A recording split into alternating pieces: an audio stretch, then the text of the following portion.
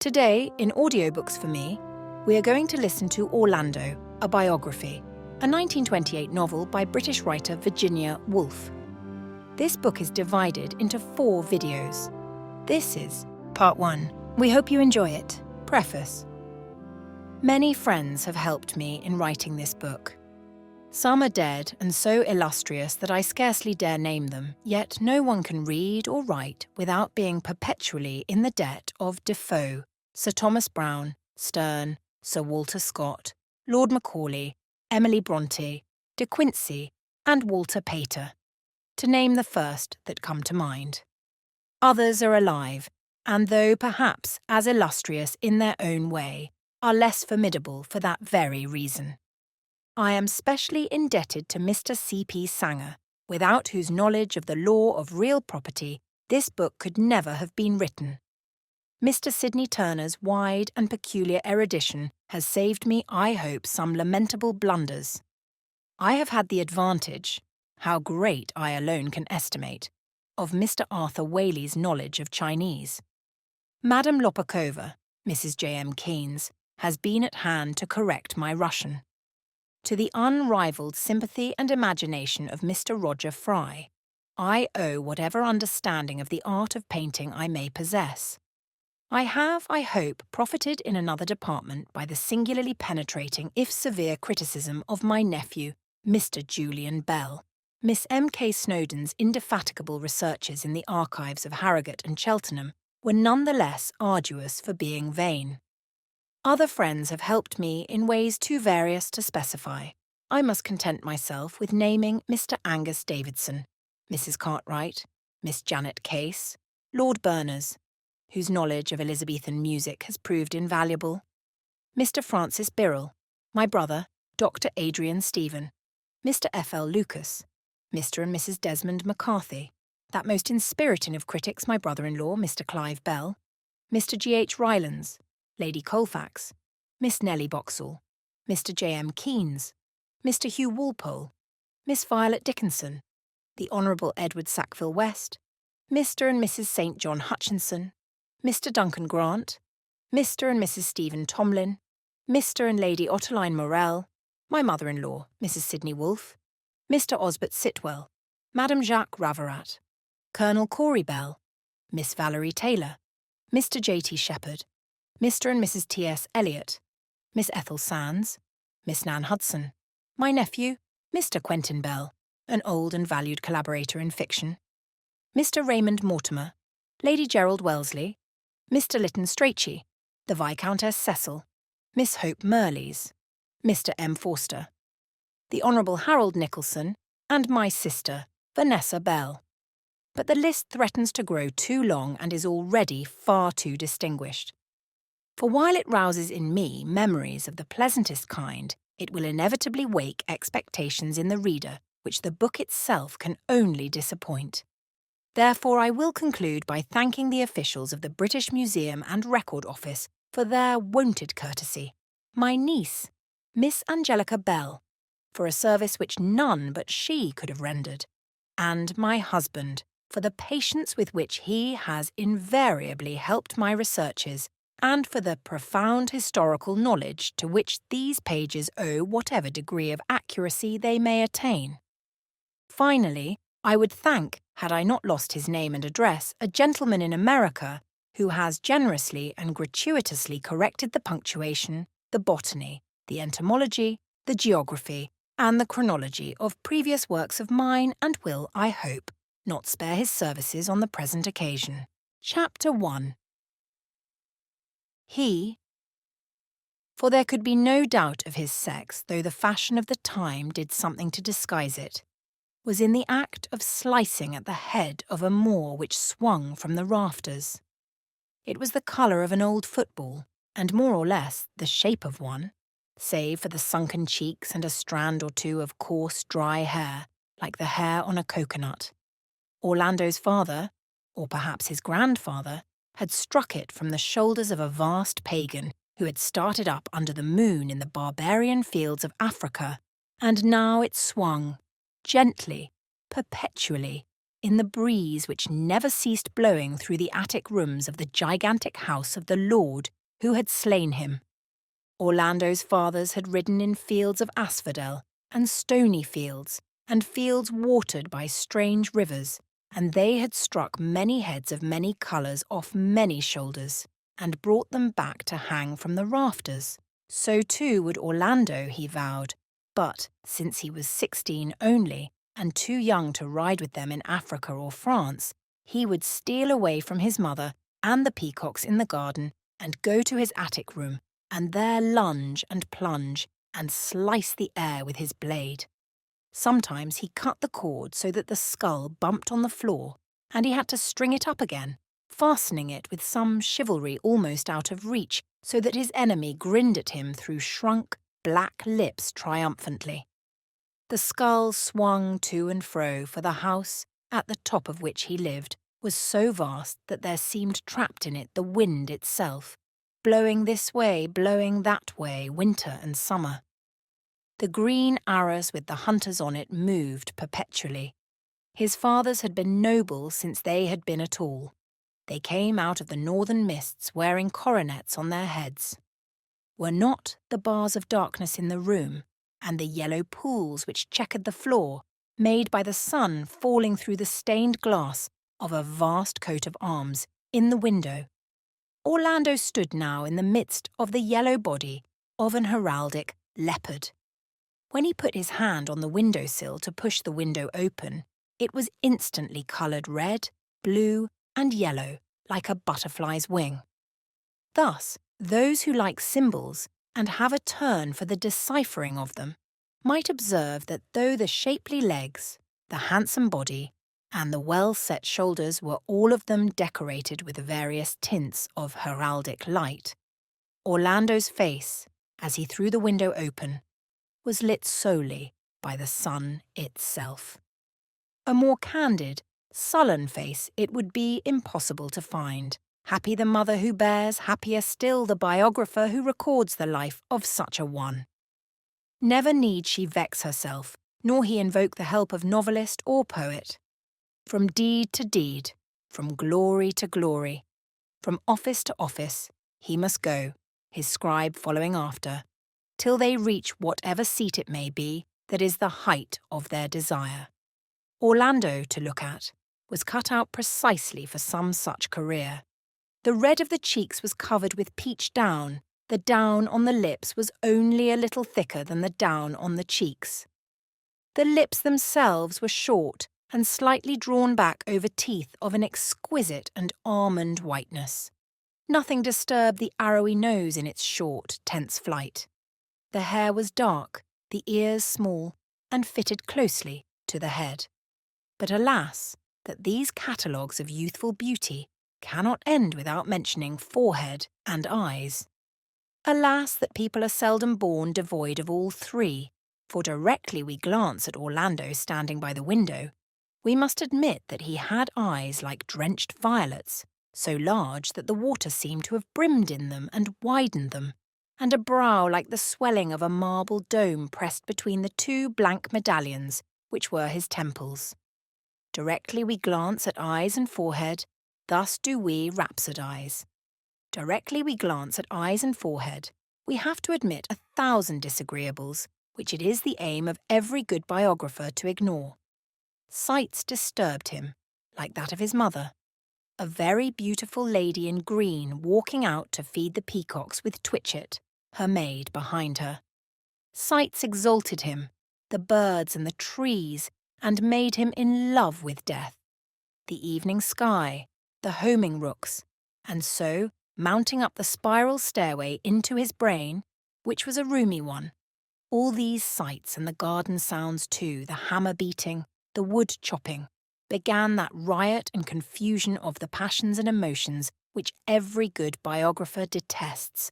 But to continue, Orlando slowly drew in his head, sat down at the table, and, with the half-conscious air of one doing what they do every day of their lives at this hour, took out a writing book labelled Ethelbert, a tragedy in 5 acts, and dipped an old stained goose-quill in the ink.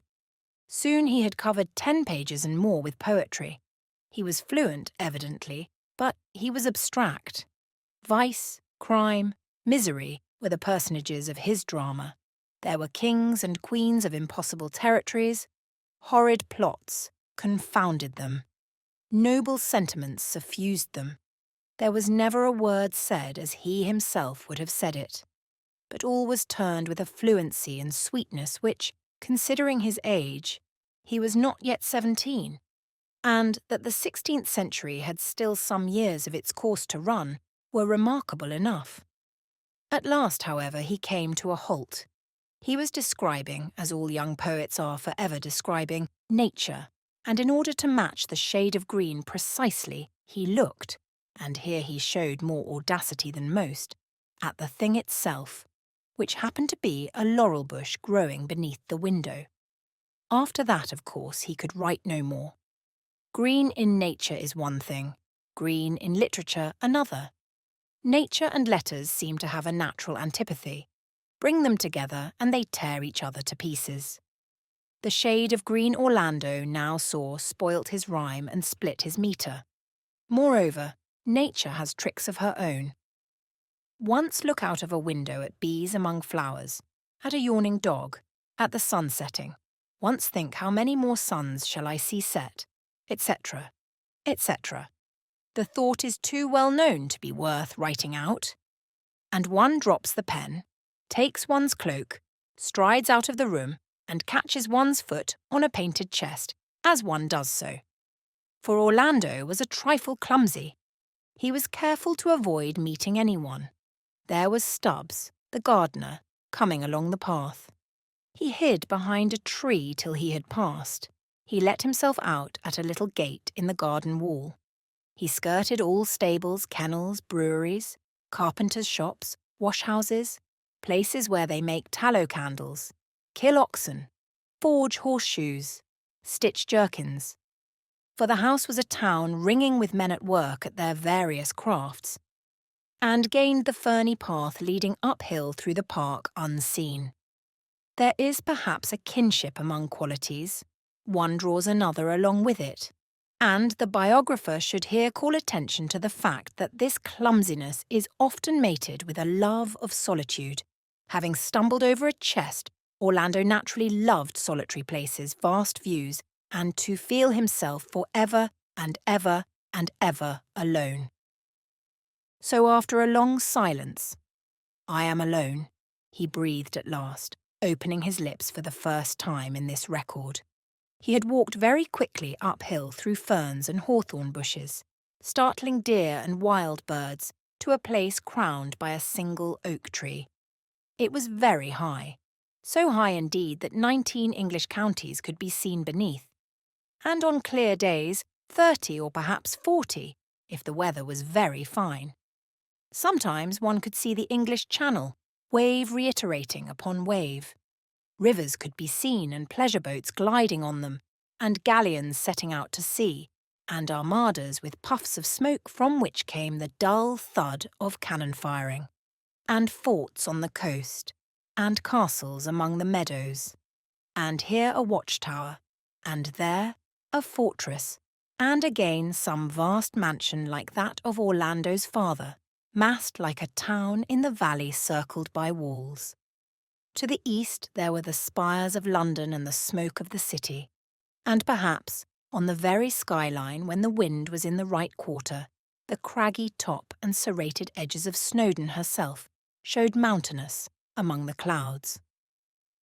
For a moment Orlando stood counting, gazing, recognising. That was his father's house, that his uncle's. His aunt owned those 3 great turrets among the trees there.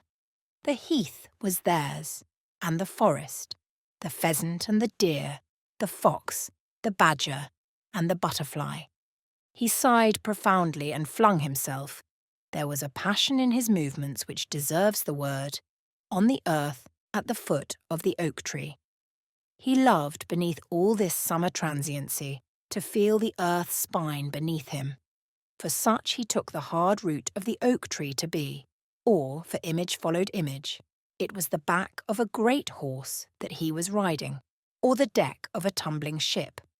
It was anything indeed, so long as it was hard, for he felt the need of something which he could attach his floating heart to, the heart that tugged at his side, the heart that seemed filled with spiced and amorous gales every evening about this time when he walked out.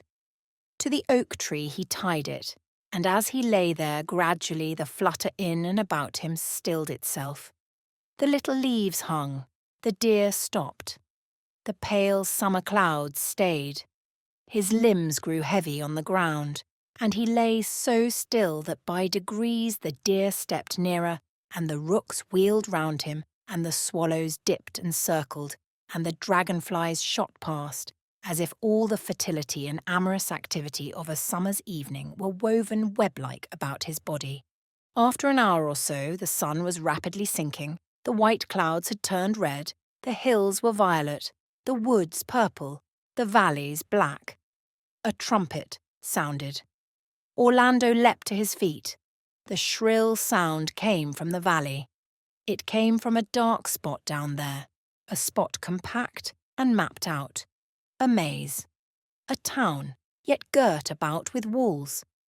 It came from the heart of his own great house in the valley, which, dark before, even as he looked and the single trumpet duplicated and reduplicated itself with other shriller sounds, lost its darkness and became pierced with lights. Some were small hurrying lights, as if servants dashed along corridors to answer summonses. Others were high and lustrous lights, as if they burnt in empty banqueting halls made ready to receive guests who had not come, and others dipped and waved and sank and rose, as if held in the hands of troops of serving men, bending, kneeling, rising, receiving, guarding, and escorting with all dignity indoors a great princess alighting from her chariot. Coaches turned and wheeled in the courtyard.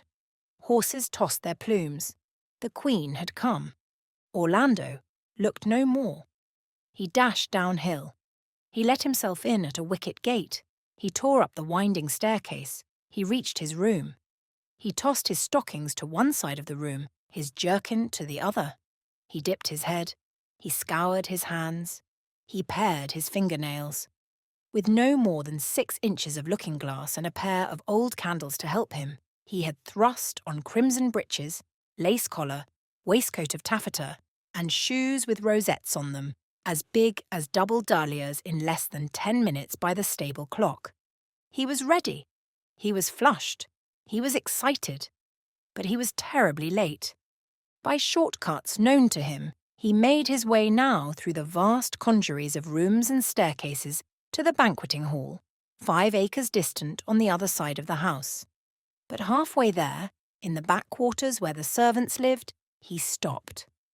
The door of Mrs. Stukely's sitting room stood open. She was gone, doubtless, with all her keys to wait upon her mistress.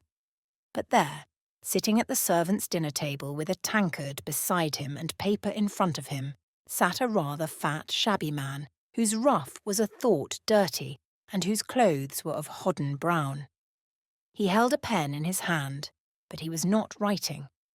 He seemed in the act of rolling some thought up and down, to and fro in his mind, till it gathered shape or momentum to his liking. His eyes, globed and clouded like some green stone of curious texture, were fixed. He did not see Orlando. For all his hurry, Orlando stopped dead. Was this a poet? Was he writing poetry? Tell me, he wanted to say, everything in the whole world, for he had the wildest, most absurd, extravagant ideas about poets and poetry. But how speak to a man who does not see you? Who sees ogres, satyrs, perhaps the depths of the sea instead? So Orlando stood gazing while the man turned his pen in his fingers, this way and that way, and gazed and mused, and then, very quickly, wrote 6 lines and looked up. Whereupon Orlando, overcome with shyness, darted off and reached the banqueting hall, only just in time to sink upon his knees and, hanging his head in confusion, to offer a bowl of rosewater to the great Queen herself. Such was his shyness that he saw no more of her than her ringed hands in water. But it was enough. It was a memorable hand.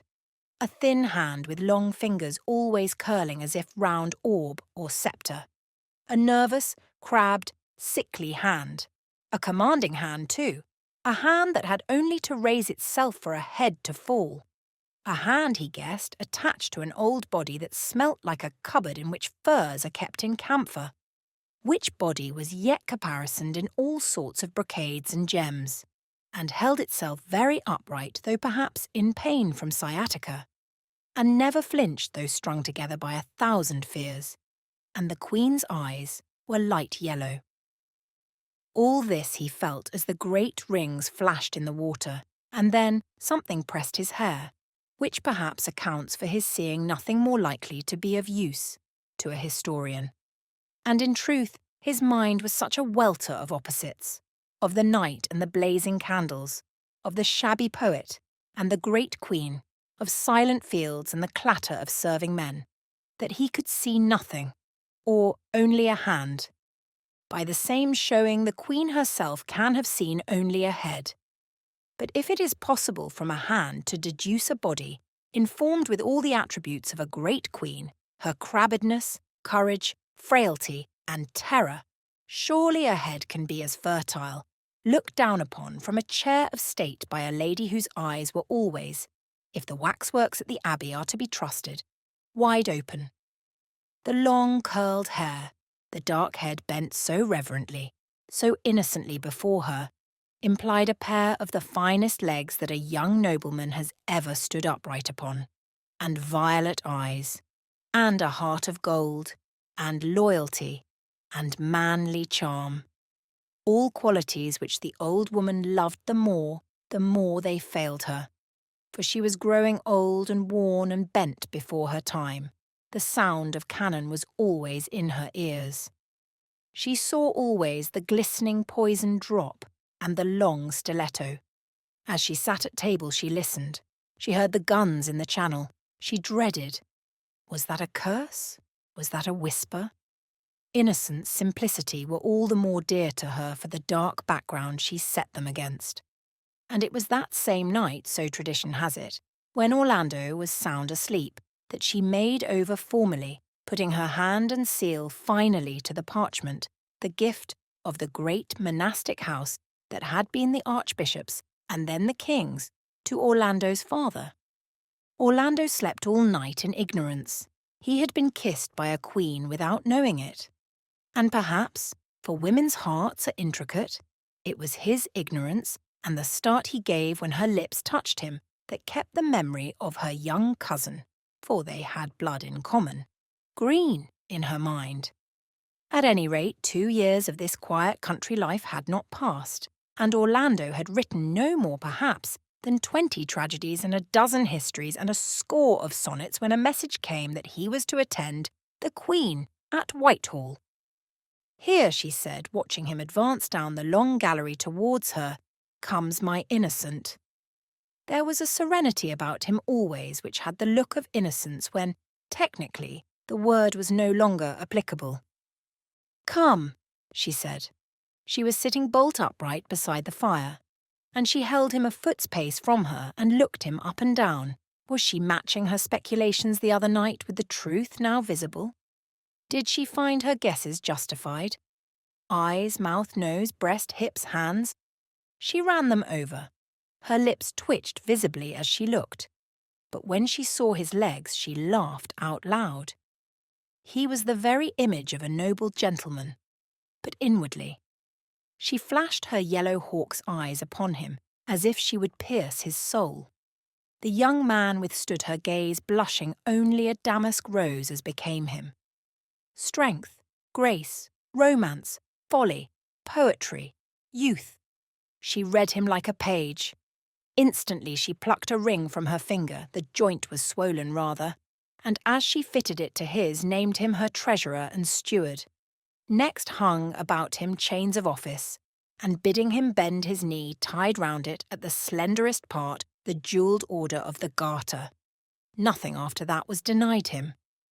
When she drove in state, he rode at her carriage door. She sent him to Scotland on a sad embassy to the unhappy Queen. He was about to sail for the Polish wars when she recalled him. For how could she bear to think of that tender flesh torn and that curly head rolled in the dust? She kept him with her. At the height of her triumph, when the guns were booming at the tower and the air was thick enough with gunpowder to make one sneeze and the huzzas of the people rang beneath the windows, she pulled him down among the cushions where her women had laid her. She was so worn and old, and made him bury his face in that astonishing composition. She had not changed her dress for a month, which smelt for all the world, he thought, recalling his boyish memory, like some old cabinet at home where his mother's furs were stored. He rose, half suffocated from the embrace.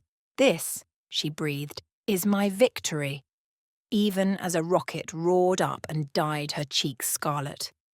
For the old woman loved him, and the Queen, who knew a man when she saw one, though not, it is said, in the usual way, plotted for him a splendid, ambitious career.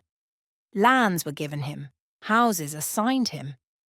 He was to be the son of her old age, the limb of her infirmity, the oak tree on which she leant her degradation.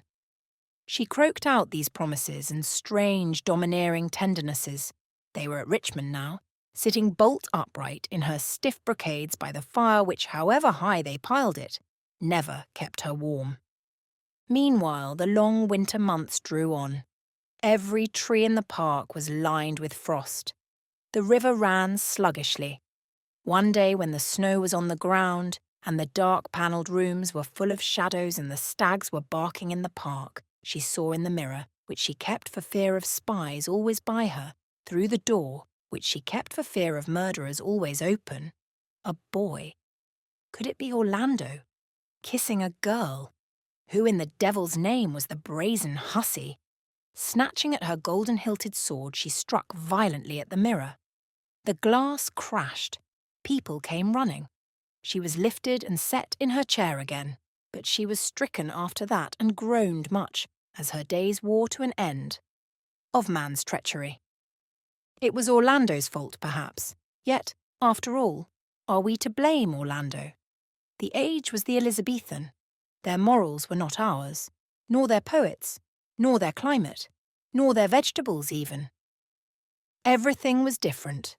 The weather itself, the heat and cold of summer and winter was, we may believe, of another temper altogether. The brilliant amorous day was divided as sheerly from the night as land from water. Sunsets were redder and more intense. Dawns were whiter and more auroral. Of our crepuscular half-lights and lingering twilights they knew nothing. The rain fell vehemently, or not at all. The sun blazed, or there was darkness. Translating this to the spiritual regions as their wont is, the poets sang beautifully how roses fade and petals fall. The moment is brief, they sang. The moment is over. One long night is then to be slept by all.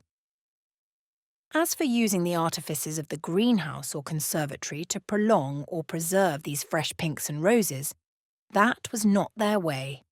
The withered intricacies and ambiguities of our more gradual and doubtful age were unknown to them. Violence was all. The flower bloomed and faded. The sun rose and sank. The lover loved and went. And what the poets said in rhyme, the young translated into practice. Girls were roses, and their seasons were short as the flowers.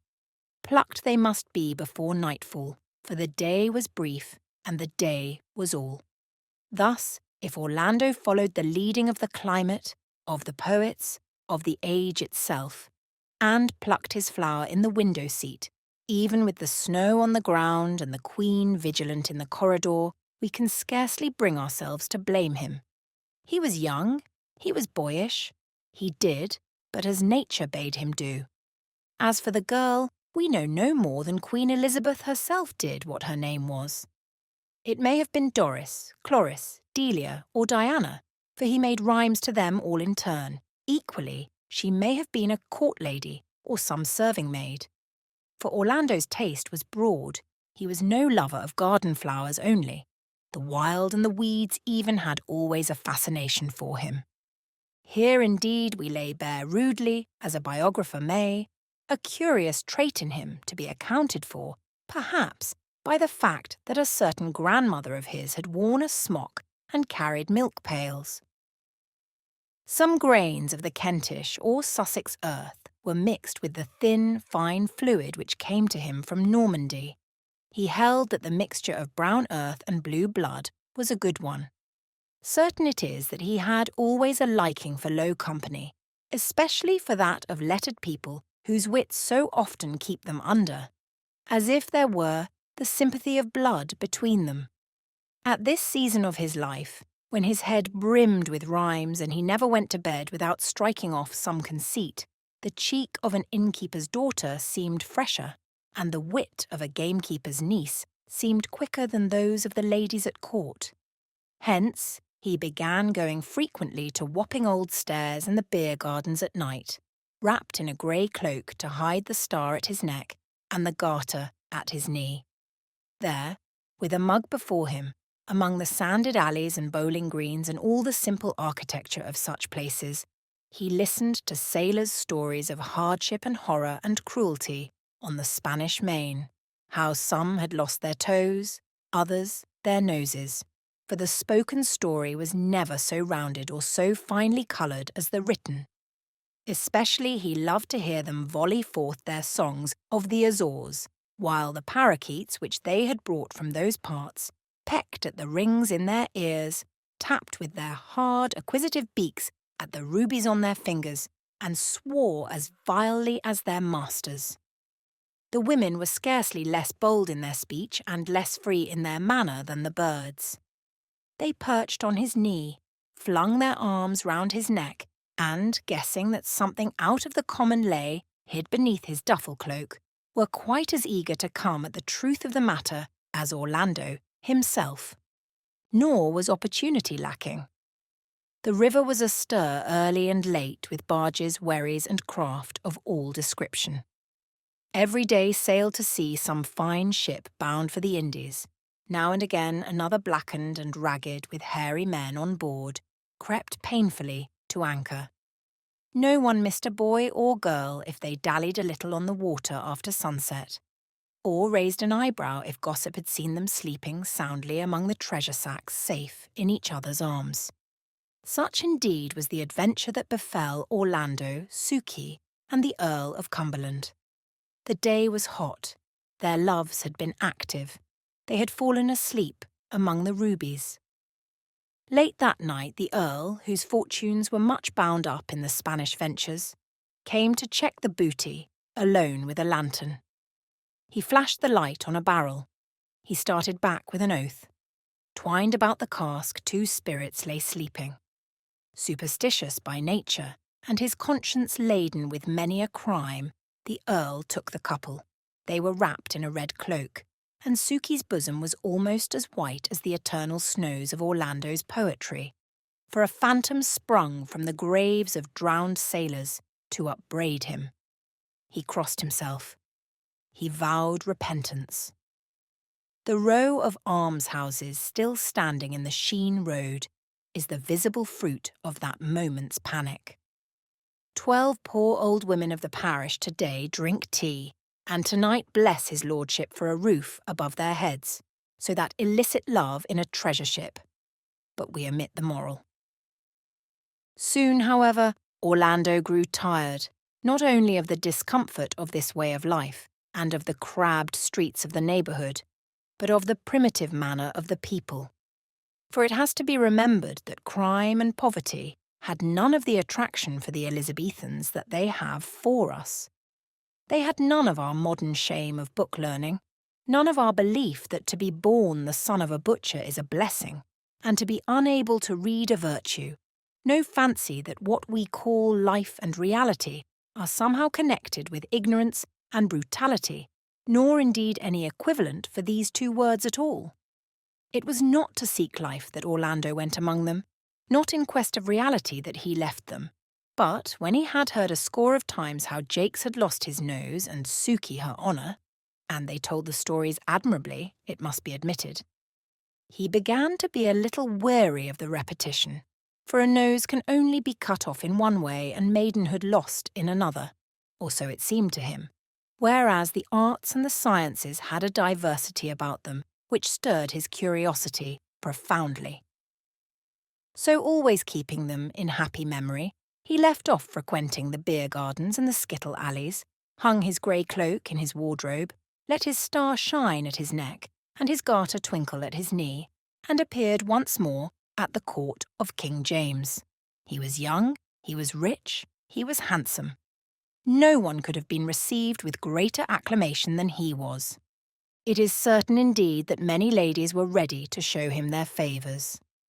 The names of 3 at least were freely coupled with his in marriage: Clorinda, Favilla, Euphrosyne, so he called them in his sonnets.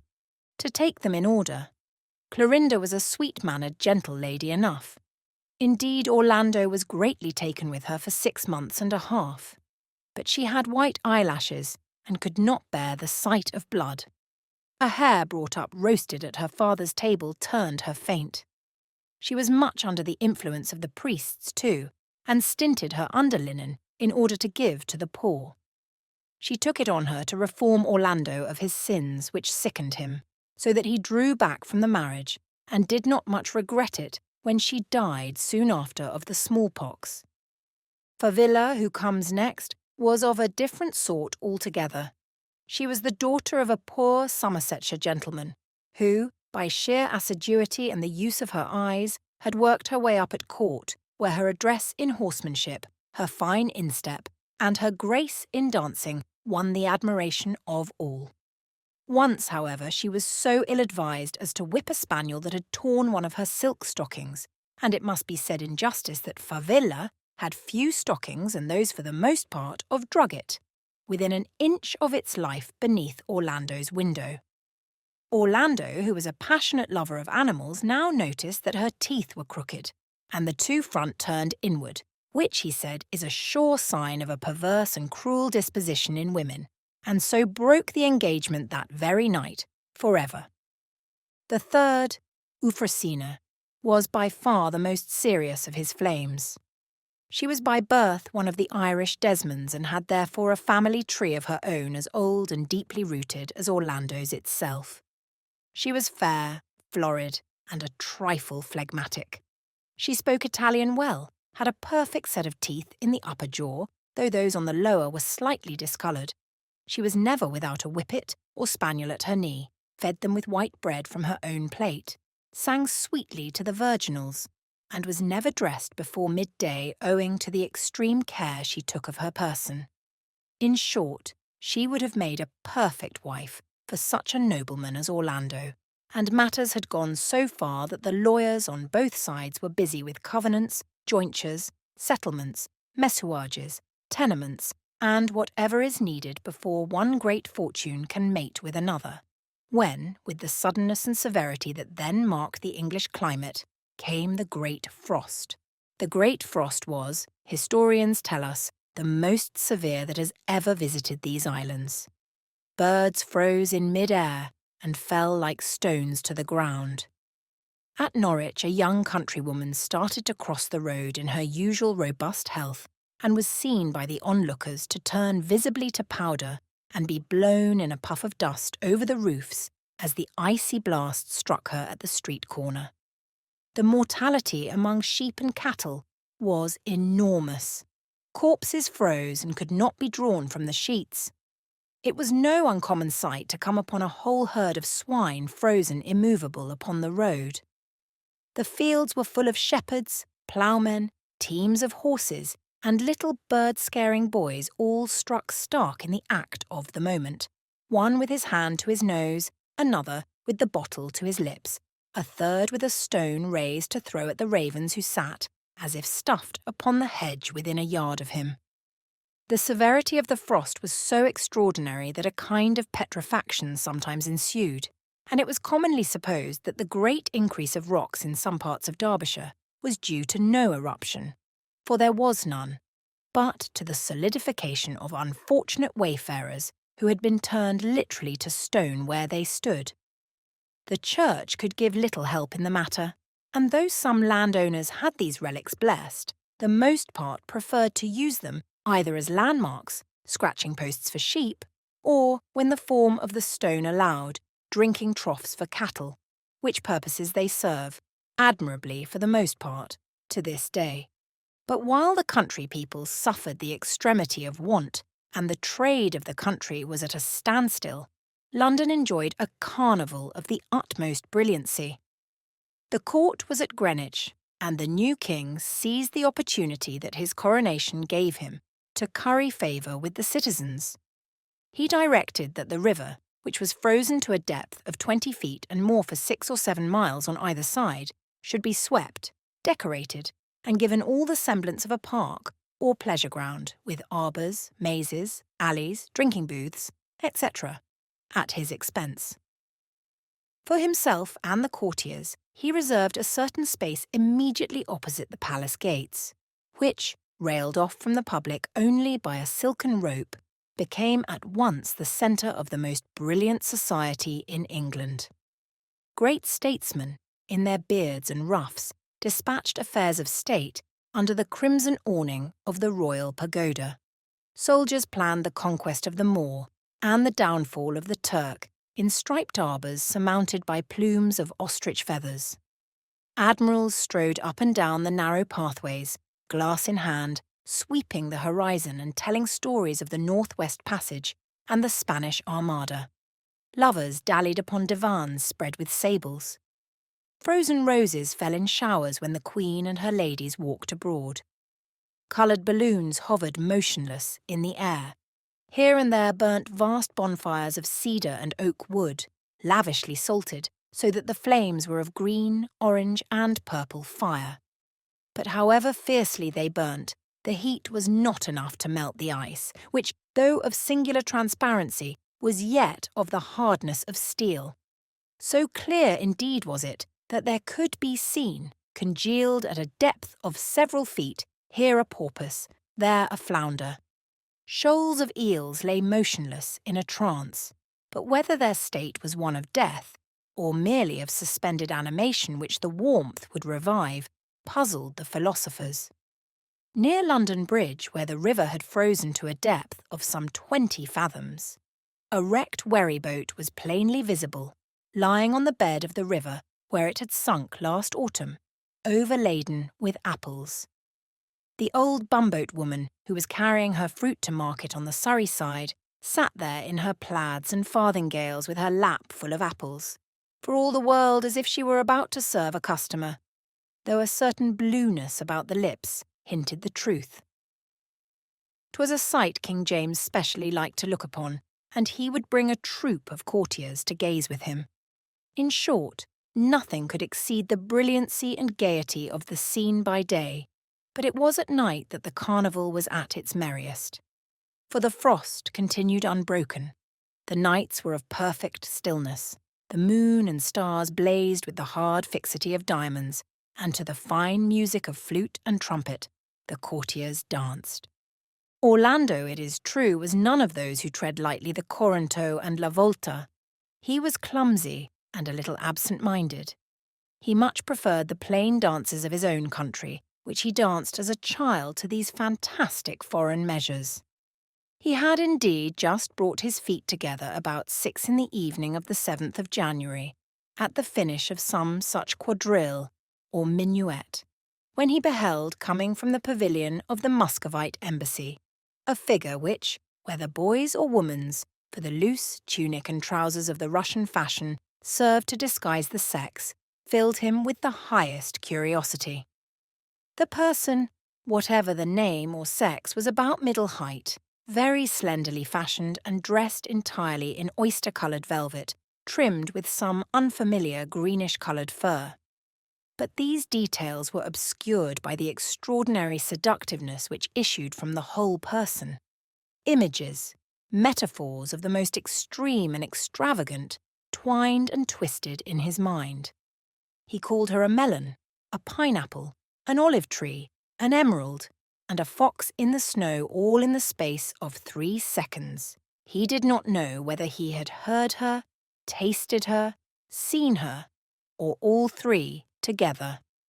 For though we must pause not a moment in the narrative, we may here hastily note that all his images at this time were simple in the extreme to match his senses, and were mostly taken from things he had liked the taste of as a boy.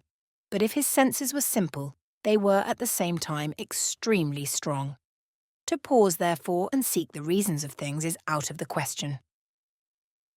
A melon, an emerald, a fox in the snow. So he raved, so he stared. When the boy, for alas, a boy it must be, no woman could skate with such speed and vigour, swept almost on tiptoe past him, Orlando was ready to tear his hair with vexation that the person was of his own sex, and thus all embraces were out of the question. But the skater came closer. Legs, hands, carriage were a boy's, but no boy ever had a mouth like that. No boy had those breasts. No boy had eyes which looked as if they had been fished from the bottom of the sea. Finally, coming to a stop and sweeping a curtsy with the utmost grace to the king, who was shuffling past on the arm of some lord-in-waiting, the unknown skater came to a standstill. She was not a hand's breadth off. She was a woman. Orlando stared, trembled, turned hot, turned cold, longed to hurl himself through the summer air, to crush acorns beneath his feet, to toss his arm with the beech trees and the oaks. As it was, he drew his lips up over his small white teeth, opened them perhaps half an inch, as if to bite, shut them, as if he had bitten. The Lady Euphrosyne hung upon his arm. The stranger's name, he found, was the Princess Marusha Stanilovska Dagmar Natasha Ilyana Romanovich, and she had come in the train of the Muscovite ambassador, who was her uncle perhaps, or perhaps her father, to attend the coronation. Very little was known of the Muscovites. In their great beards and furred hats, they sat almost silent, drinking some black liquid which they spat out now and then upon the ice. None spoke English, and French, with which some at least were familiar, was then little spoken at the English court. It was through this accident that Orlando and the princess became acquainted. They were seated opposite each other at the great table spread under a huge awning for the entertainment of the notables. The princess was placed between two young lords, one Lord Francis Vere and the other the young Earl of Moray. It was laughable to see the predicament she soon had them in, for though both were fine lads in their way, the babe unborn had as much knowledge of the French tongue as they had. When, at the beginning of dinner, the princess turned to the Earl and said, with a grace which ravished his heart, Je crois avoir fait la connaissance d'un gentilhomme qui vous était apparente en Pologne l'été dernier, où la beauté des dames de la cour d'Angleterre me met dans le ravissement. On ne peut voir une dame plus gracieuse que votre reine, ni une coiffure plus belle que la sienne. Both Lord Francis and the Earl showed the highest embarrassment. The one helped her largely to horseradish sauce, the other whistled to his dog and made him beg for a marrowbone. At this the princess could no longer contain her laughter, and Orlando, catching her eyes across the boars' heads and stuffed peacocks, laughed too. He laughed, but the laugh on his lips froze in wonder. Whom had he loved? What had he loved? He asked himself in a tumult of emotion. Until now? An old woman, he answered, all skin and bone. Red-cheeked trulls too many to mention. A puling nun, a hard-bitten, cruel-mouthed adventuress. A nodding mass of lace and ceremony. Love had meant to him nothing but sawdust and cinders. The joys he had had of it tasted insipid in the extreme. He marvelled how he could have gone through with it without yawning. For as he looked, the thickness of his blood melted. The ice turned to wine in his veins. He heard the waters flowing and the birds singing. Spring broke over the hard wintry landscape. His manhood woke. He grasped a sword in his hand. He charged a more daring foe than pole or moor. He dived in deep water. He saw the flower of danger growing in a crevice. He stretched his hand. In fact, He was rattling off one of his most impassioned sonnets when the princess addressed him. "Would you have the goodness to pass the salt?" He blushed deeply. "With all the pleasure in the world, madame," he replied, speaking French with a perfect accent. For heaven be praised, he spoke the tongue as his own. His mother's maid had taught him. Yet perhaps it would have been better for him had he never learnt that tongue, never answered that voice, never followed the light of those eyes. The princess continued. Who were those bumpkins, she asked him, who sat beside her with the manners of stablemen? What was the nauseating mixture they had poured on her plate? Did the dogs eat at the same table with the men in England?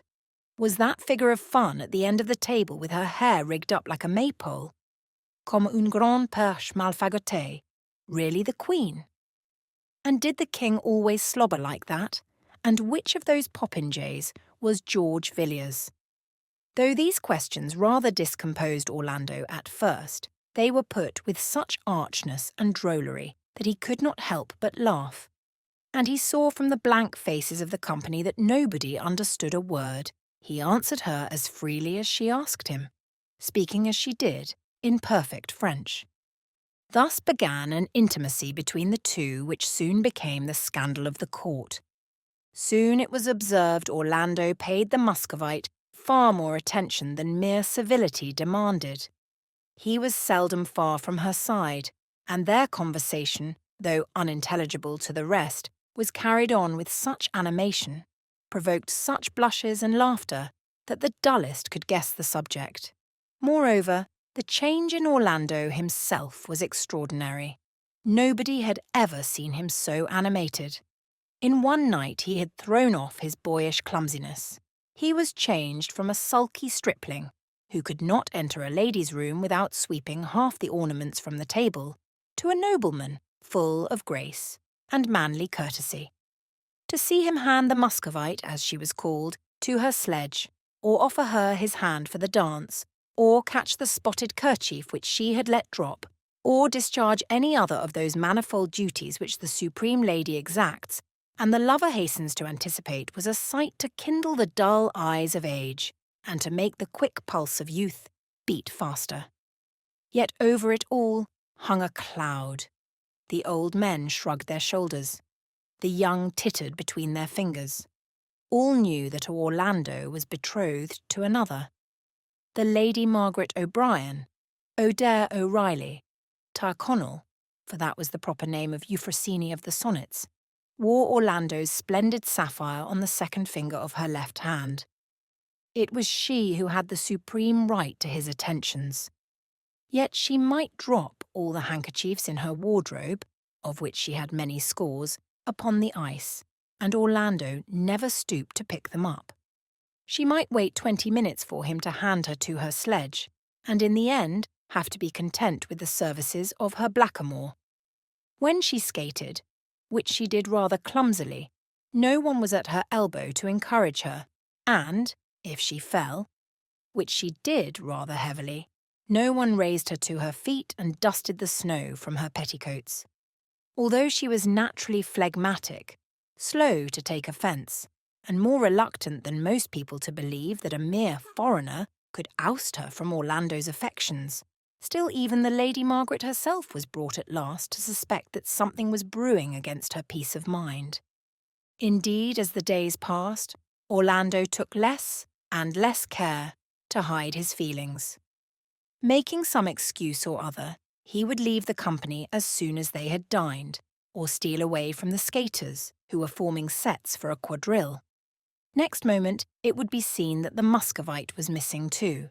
But what most outraged the court, and stung it in its tenderest part, which is its vanity, was that the couple was often seen to slip under the silken rope, which railed off the royal enclosure from the public part of the river, and to disappear among the crowd of common people. For suddenly the princess would stamp her foot and cry, "Take me away! I detest your English mob," by which she meant the English court itself. She could stand it no longer. It was full of prying old women, she said, who stared in one's face, and of bumptious young men who trod on one's toes. They smelt bad. Their dogs ran between her legs. It was like being in a cage. In Russia, they had rivers 10 miles broad on which one could gallop 6 horses abreast all day long without meeting a soul. Besides, she wanted to see the tower, the beefeaters, the heads on Temple Bar, and the jewellers' shops in the city. Thus, it came about that Orlando took her into the city, showed her the beefeaters and the rebels' heads, and bought her whatever took her fancy in the Royal Exchange. But this was not enough. Each increasingly desired the other's company in privacy all day long, where there were none to marvel or to stare. Instead of taking the road to London, therefore, they turned the other way about and were soon beyond the crowd among the frozen reaches of the Thames, where, save for seabirds and some old country woman hacking at the ice in a vain attempt to draw a pailful of water or gathering what sticks or dead leaves she could find for firing, not a living soul ever came their way. The poor kept closely to their cottages, and the better sort, who could afford it, crowded for warmth and merriment to the city. Hence Orlando and Sasha, as he called her for short, and because it was the name of a white Russian fox he had had as a boy, a creature soft as snow, but with teeth of steel, which bit him so savagely that his father had it killed. Hence, they had the river to themselves. Hot with skating and with love, they would throw themselves down in some solitary reach, where the yellow osiers fringed the bank, and wrapped in a great fur cloak, Orlando would take her in his arms and know for the first time, he murmured, the delights of love.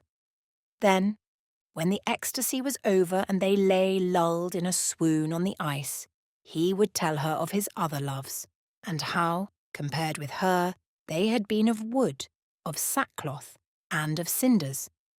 And laughing at his vehemence, she would turn once more in his arms and give him for love's sake one more embrace.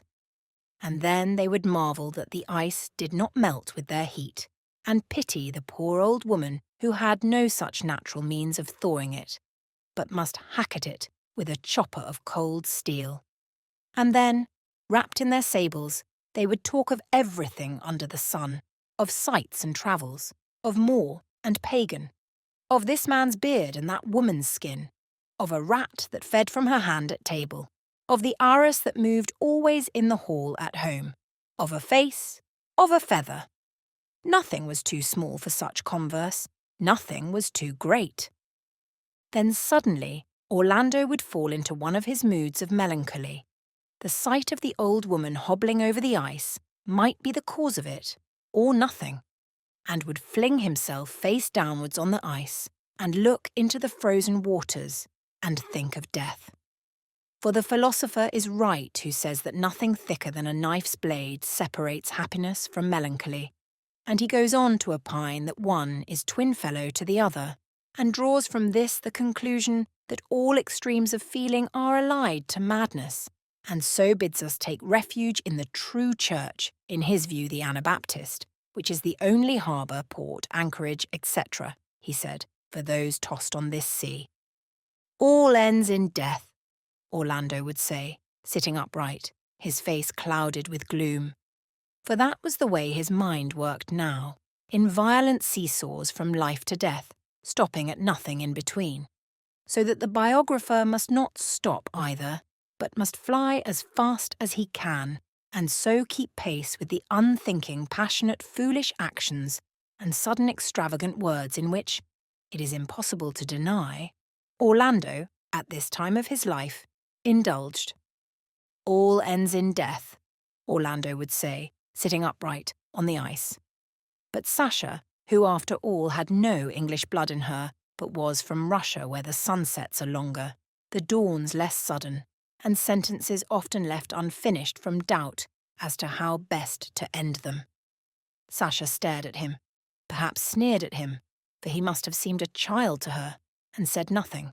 But at length the ice grew cold beneath them, which she disliked, so pulling him to his feet again, she talked so enchantingly, so wittily, so wisely, but unfortunately always in French, which notoriously loses its flavour in translation, that he forgot the frozen waters, or night coming, or the old woman or whatever it was, and would try to tell her, plunging and splashing among 1,000 images which had gone as stale as the women who inspired them.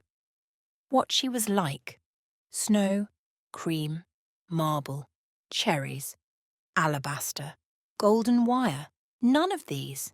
She was like a fox or an olive tree, like the waves of the sea when you look down upon them from a height, like an emerald, like the sun on a green hill which is yet clouded, like nothing he had seen or known in England. Ransack the language as he might, words failed him. He wanted another landscape and another tongue. English was too frank, too candid, too honeyed a speech for Sasha. For in all she said, however open she seemed and voluptuous, there was something hidden. In all she did, however daring, there was something concealed. So the green flame seems hidden in the emerald, or the sun prisoned in a hill. The clearness was only outward, within was a wandering flame.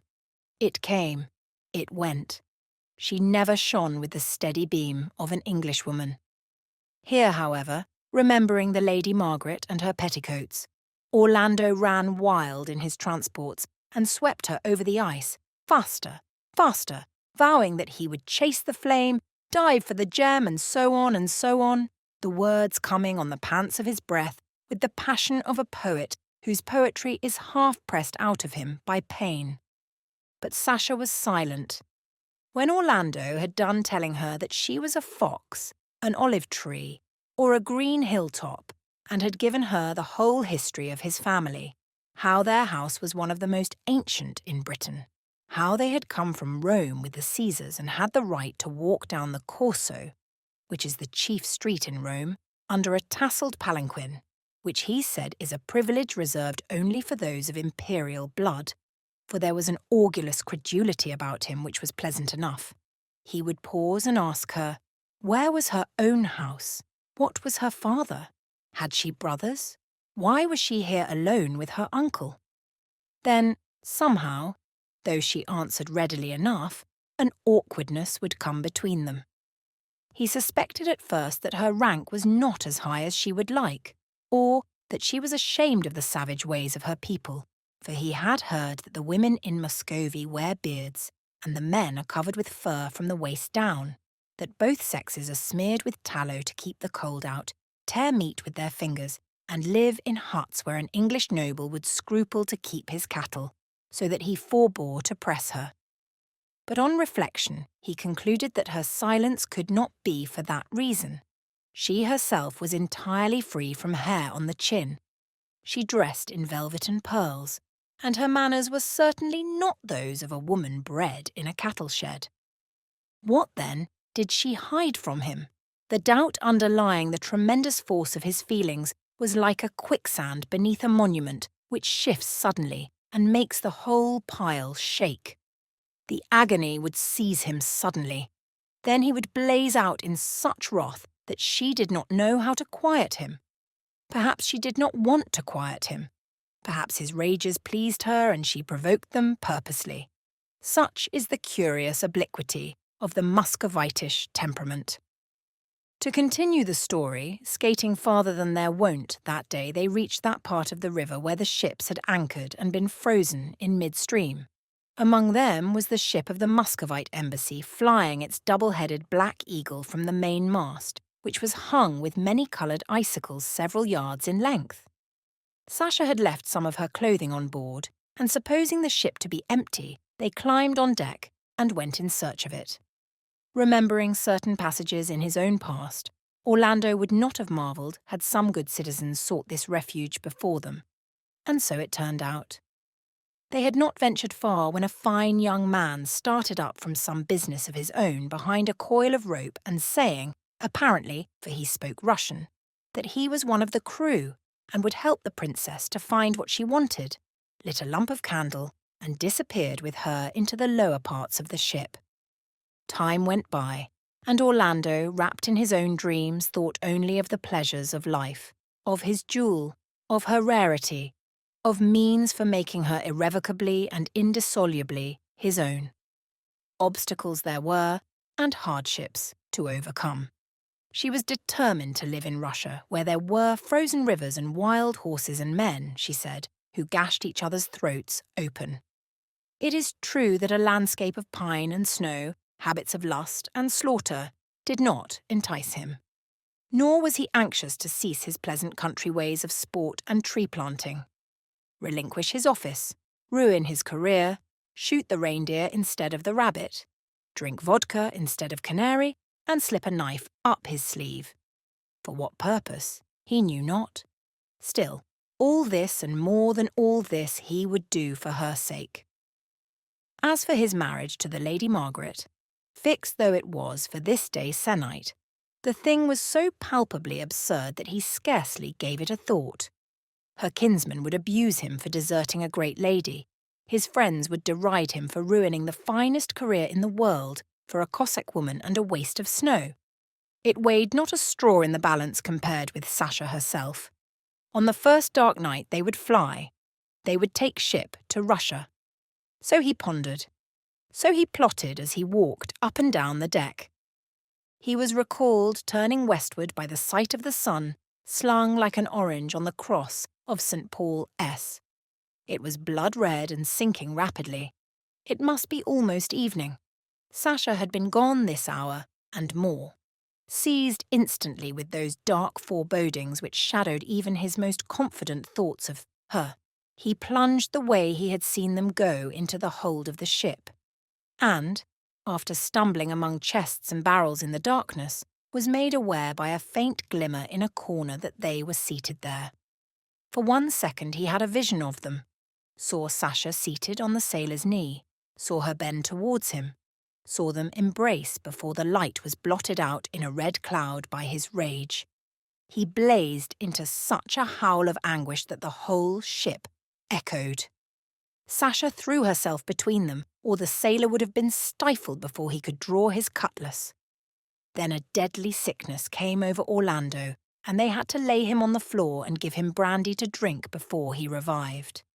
And then, when he had recovered and was sat upon a heap of sacking on deck, Sasha hung over him, passing before his dizzied eyes softly, sinuously, like the fox that had bit him, now cajoling, now denouncing, so that he came to doubt what he had seen. Had not the candle guttered? Had not the shadows moved? The box was heavy, she said. The man was helping her to move it.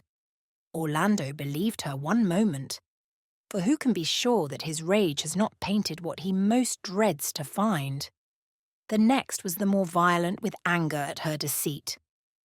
Then Sasha herself turned white, stamped her foot on deck, said she would go that night and called upon her gods to destroy her if she, a Romanovich, had lain in the arms of a common seaman.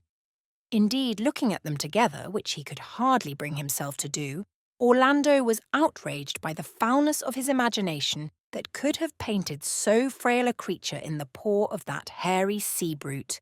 The man was huge, stood 6'4" in his stockings, wore common wire rings in his ears, and looked like a dray horse upon which some wren or robin has perched in its flight.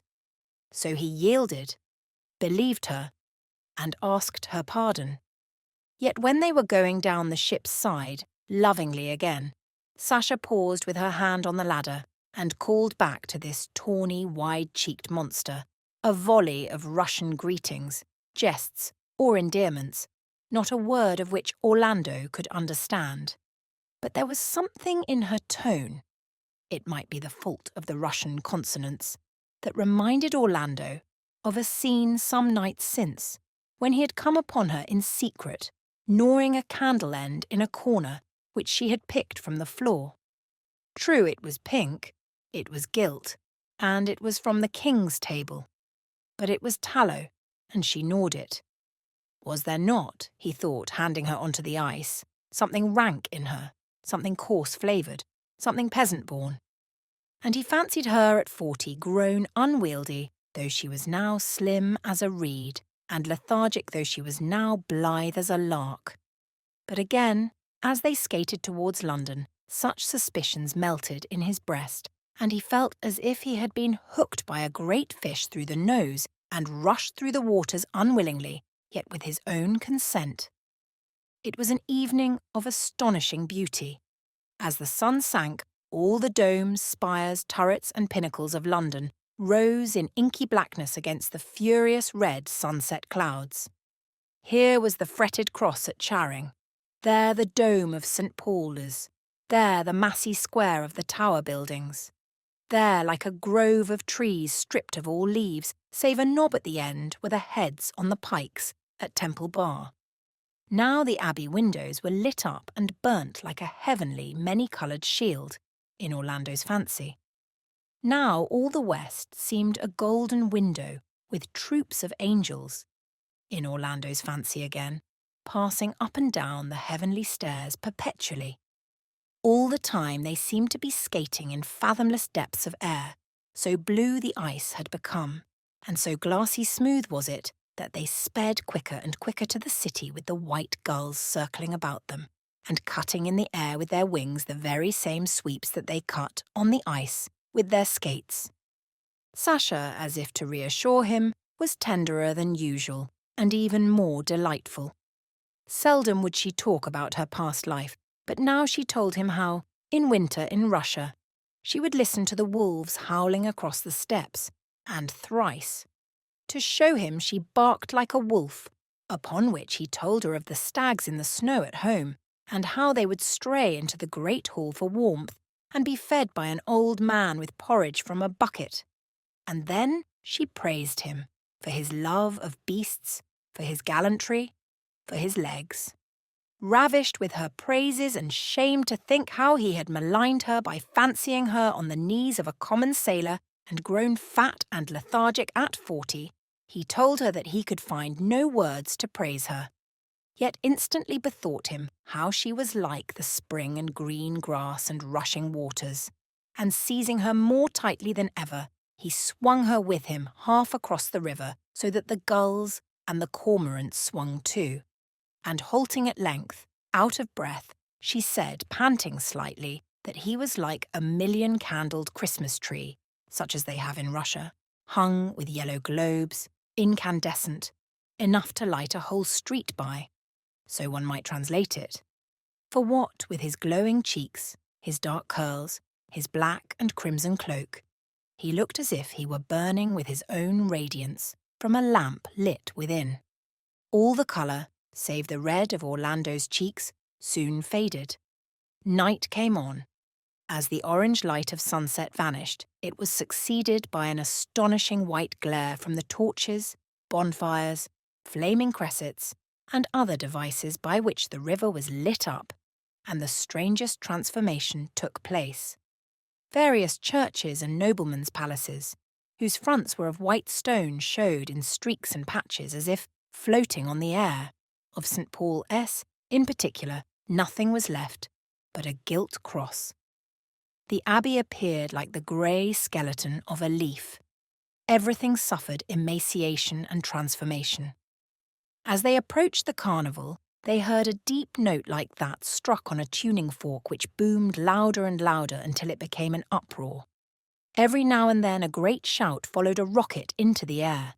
Gradually they could discern little figures breaking off from the vast crowd and spinning hither and thither like gnats on the surface of a river. Above and around this brilliant circle, like a bowl of darkness, pressed the deep black of a winter's night. And then, into this darkness, there began to rise with pauses, which kept the expectation alert and the mouth open, flowering rockets, crescents, serpents, a crown. At one moment, the woods and distant hills showed green as on a summer's day. The next all was winter and blackness again.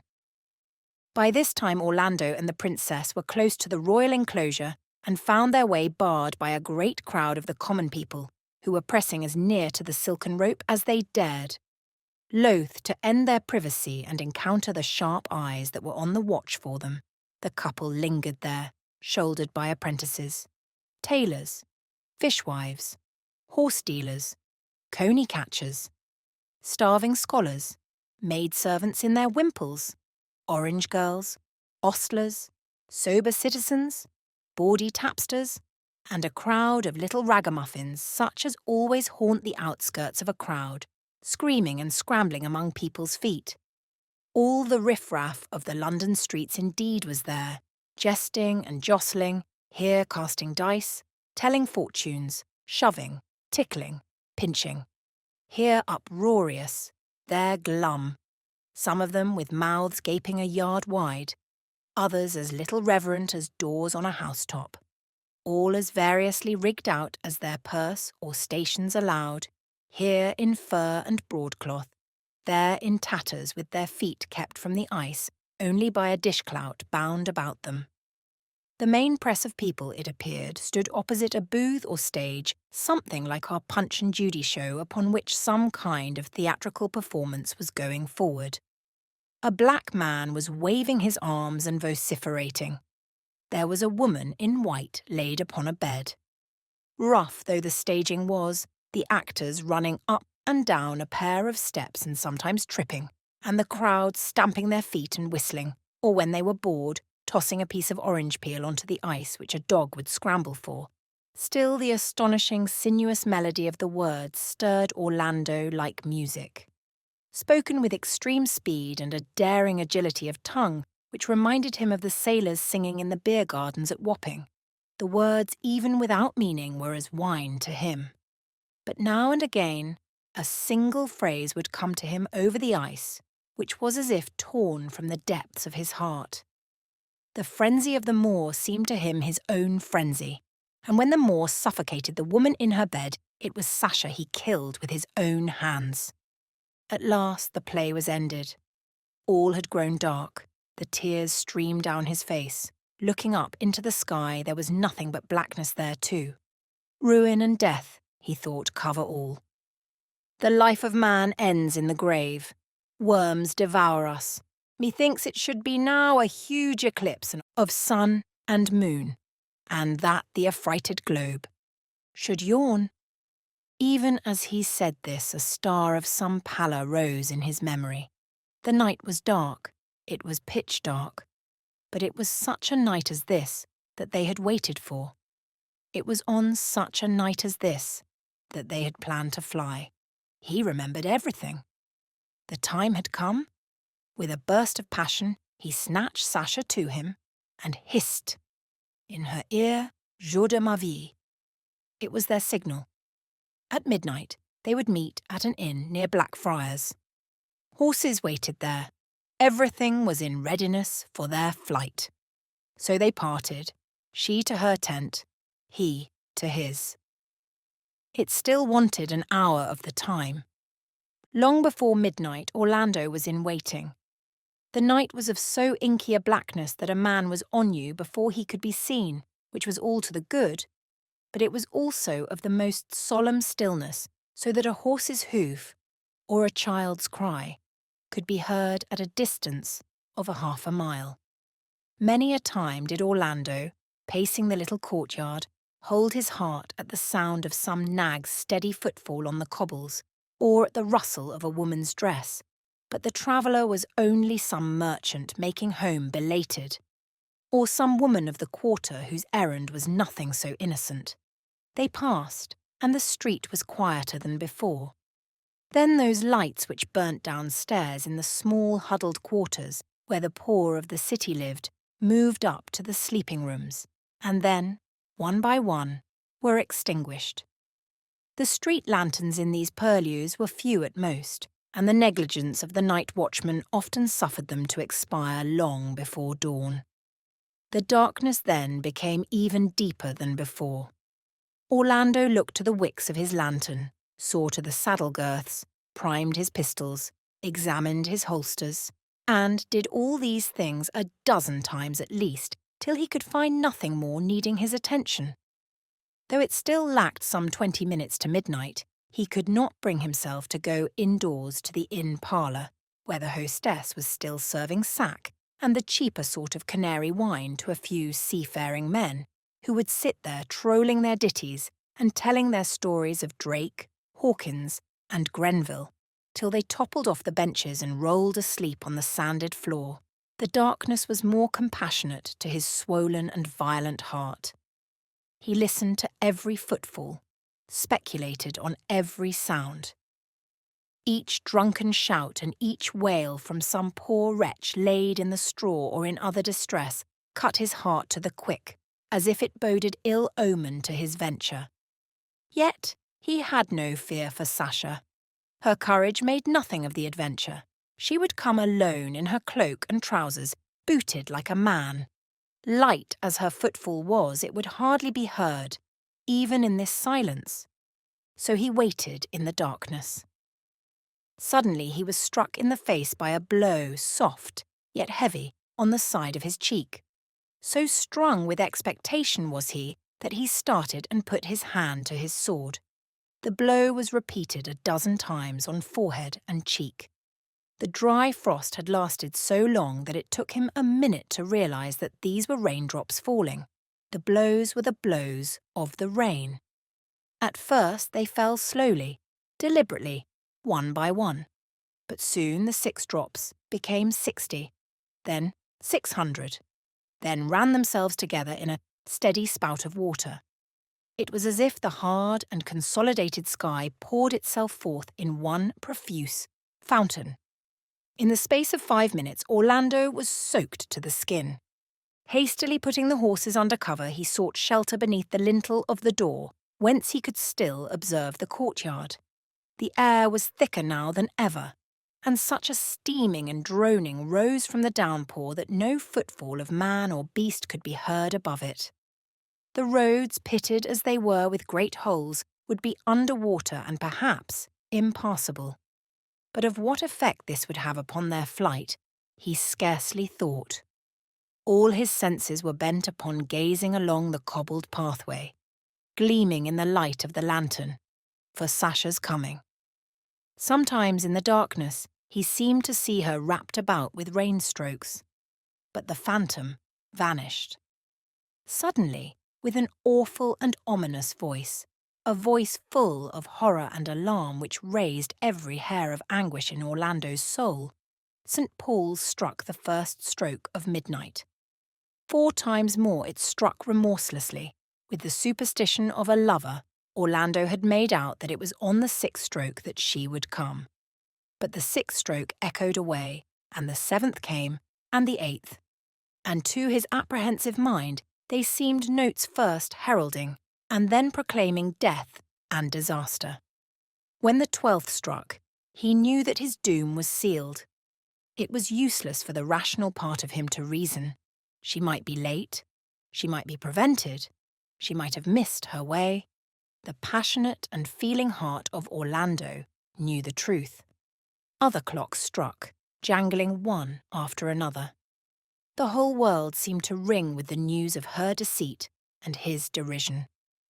The old suspicions subterraneously at work in him rushed forth from concealment openly. He was bitten by a swarm of snakes, each more poisonous than the last. He stood in the doorway in the tremendous rain without moving. As the minutes passed, he sagged a little at the knees. The downpour rushed on. In the thick of it, great guns seemed to boom. Huge noises, as of the tearing and rending of oak trees, could be heard. There were also wild cries and terrible inhuman groanings. But Orlando stood there immovable till Paul's clock struck 2, and then, crying aloud with an awful irony, and all his teeth showing, "Jour de ma vie," he dashed the lantern to the ground, mounted his horse, and galloped he knew not where. Some blind instinct, for he was past reasoning, must have driven him to take the river bank in the direction of the sea. For when the dawn broke, which it did with unusual suddenness, the sky turning a pale yellow and the rain almost ceasing, he found himself on the banks of the Thames off Wapping. Now a sight of the most extraordinary nature met his eyes. Where, for 3 months and more, there had been solid ice of such thickness that it seemed permanent as stone, and a whole gay city had been stood on its pavement, was now a race of turbulent yellow waters. The river had gained its freedom in the night. It was as if a sulphur spring, to which view many philosophers inclined, had risen from the volcanic regions beneath and burst the ice asunder with such vehemence that it swept the huge and massy fragments furiously apart. The mere look of the water was enough to turn one giddy. All was riot and confusion. The river was strewn with icebergs. Some of these were as broad as a bowling green and as high as a house, others no bigger than a man's hat, but most fantastically twisted. Now would come down a whole convoy of ice blocks, sinking everything that stood in their way. Now, eddying and swirling like a tortured serpent, the river would seem to be hurtling itself between the fragments and tossing them from bank to bank, so that they could be heard smashing against the piers and pillars. But what was the most awful and inspiring of terror was the sight of the human creatures who had been trapped in the night and now paced their twisting and precarious islands in the utmost agony of spirit. Whether they jumped into the flood or stayed on the ice, their doom was certain. Sometimes quite a cluster of these poor creatures would come down together, some on their knees, others suckling their babies. One old man seemed to be reading aloud from a holy book. At other times, and his fate perhaps was the most dreadful, a solitary wretch would stride his narrow tenement alone. As they swept out to sea, some could be heard crying vainly for help, making wild promises to amend their ways, confessing their sins and vowing altars and wealth if God would hear their prayers. Others were so dazed with terror that they sat immovable and silent, looking steadfastly before them. One crew of young watermen or postboys, to judge by their liveries, roared and shouted the lewdest tavern songs as if in bravado, and were dashed against a tree and sunk with blasphemies on their lips. An old nobleman, for such his furred gown and golden chain proclaimed him, went down not far from where Orlando stood, calling vengeance upon the Irish rebels, who, he cried with his last breath, had plotted this devilry.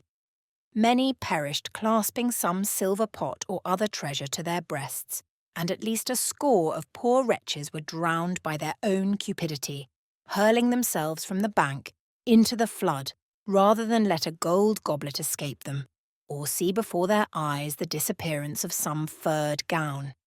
For furniture, valuables, possessions of all sorts were carried away on the icebergs. Among other strange sights was to be seen a cat suckling its young, a table laid sumptuously for a supper of 20, a couple in bed, together with an extraordinary number of cooking utensils. Dazed and astounded, Orlando could do nothing for some time but watch the appalling race of waters as it hurled itself past him. At last, seeming to recollect himself, he clapped spurs to his horse and galloped hard along the riverbank in the direction of the sea. Rounding a bend of the river, he came opposite that reach where, not 2 days ago, the ships of the ambassadors had seemed immovably frozen. Hastily he made count of them all, the French, the Spanish, the Austrian, the Turk. All still floated, though the French had broken loose from her moorings, and the Turkish vessel had taken a great rent in her side and was fast filling with water. But the Russian ship was nowhere to be seen. For one moment Orlando thought it must have foundered, but, raising himself in his stirrups and shading his eyes, which had the sight of a hawk's, he could just make out the shape of a ship on the horizon. The black eagles were flying from the masthead. The ship of the Muscovite embassy was standing out to sea. Flinging himself from his horse, he made, in his rage, as if he would breast the flood. Standing knee-deep in water, he hurled at the faithless woman all the insults that have ever been the lot of her sex. Faithless, mutable, fickle, he called her. Devil, adulteress, deceiver. And the swirling waters took his words and tossed at his feet a broken pot and a little straw. Chapter 2. The biographer is now faced with a difficulty which it is better perhaps to confess than to gloss over. Up to this point in telling the story of Orlando's life, documents, both private and historical, have made it possible to fulfill the first duty of a biographer, which is to plod, without looking to right or left, in the indelible footprints of truth, unenticed by flowers, regardless of shade, on and on methodically, till we fall plump into the grave and write finis on the tombstone above our heads. But now we come to an episode which lies right across our path, so that there is no ignoring it. Yet it is dark, mysterious, and undocumented, so that there is no explaining it. Volumes might be written in interpretation of it, whole religious systems founded upon the signification of it. Our simple duty is to state the facts as far as they are known, and so let the reader make of them what he may. In the summer of that disastrous winter which saw the frost, the flood, the deaths of many thousands, and the complete downfall of Orlando's hopes, for he was exiled from court, in deep disgrace with the most powerful nobles of his time, the Irish House of Desmond was justly enraged. The king had already trouble enough with the Irish not to relish this further addition. In that summer, Orlando retired to his great house in the country, and there lived in complete solitude. One June morning, it was Saturday the 18th, he failed to rise at his usual hour, and when his groom went to call him, he was found fast asleep. Nor could he be awakened. He lay as if in a trance without perceptible breathing, and though dogs were set to bark under his window, cymbals, drums, bones beaten perpetually in his room, a gorse bush put under his pillow, and mustard plasters applied to his feet, still he did not wake, take food, or show any sign of life for 7 whole days. On the 7th day he woke at his usual time, 8:15 precisely, and turned the whole posse of caterwauling wives and village soothsayers out of his room, which was natural enough. But what was strange was that he showed no consciousness of any such trance, but dressed himself and sent for his horse, as if he had woken from a single night's slumber. Yet some change, it was suspected, must have taken place in the chambers of his brain, for though he was perfectly rational and seemed graver and more sedate in his ways than before, he appeared to have an imperfect recollection of his past life. He would listen when people spoke of the great frost, or the skating, or the carnival, but he never gave any sign, except by passing his hand across his brow as if to wipe away some cloud, of having witnessed them himself. When the events of the past 6 months were discussed, he seemed not so much distressed as puzzled, as if he were troubled by confused memories of some time long gone, or were trying to recall stories told him by another. It was observed that if Russia was mentioned, or princesses, or ships, he would fall into a gloom of an uneasy kind and get up and look out of the window, or call one of the dogs to him, or take a knife and carve a piece of cedar wood. But the doctors were hardly wiser then than they are now, and after prescribing rest and exercise, starvation and nourishment, society and solitude, that he should lie in bed all day and ride 40 miles between lunch and dinner, together with the usual sedatives and irritants, diversified, as the fancy took them, with possets of newt slobber on rising, and draughts of peacock's gall on going to bed. They left him to himself, and gave it as their opinion that he had been asleep for a week. But if sleep it was, of what nature we can scarcely refrain from asking. Are such sleeps as these? Are they remedial measures? Trances in which the most galling memories, events that seem likely to cripple life forever, are brushed with a dark wing which rubs their harshness off and gilds them, even the ugliest and basest, with a lustre, an incandescence. Has the finger of death to be laid on the tumult of life from time to time, lest it rend us asunder? Are we so made that we have to take death in small doses daily, or we could not go on with the business of living? And then, what strange powers are these that penetrate our most secret ways and change our most treasured possessions without our willing it?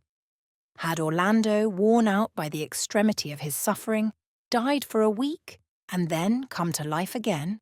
And if so, of what nature is death, and of what nature life?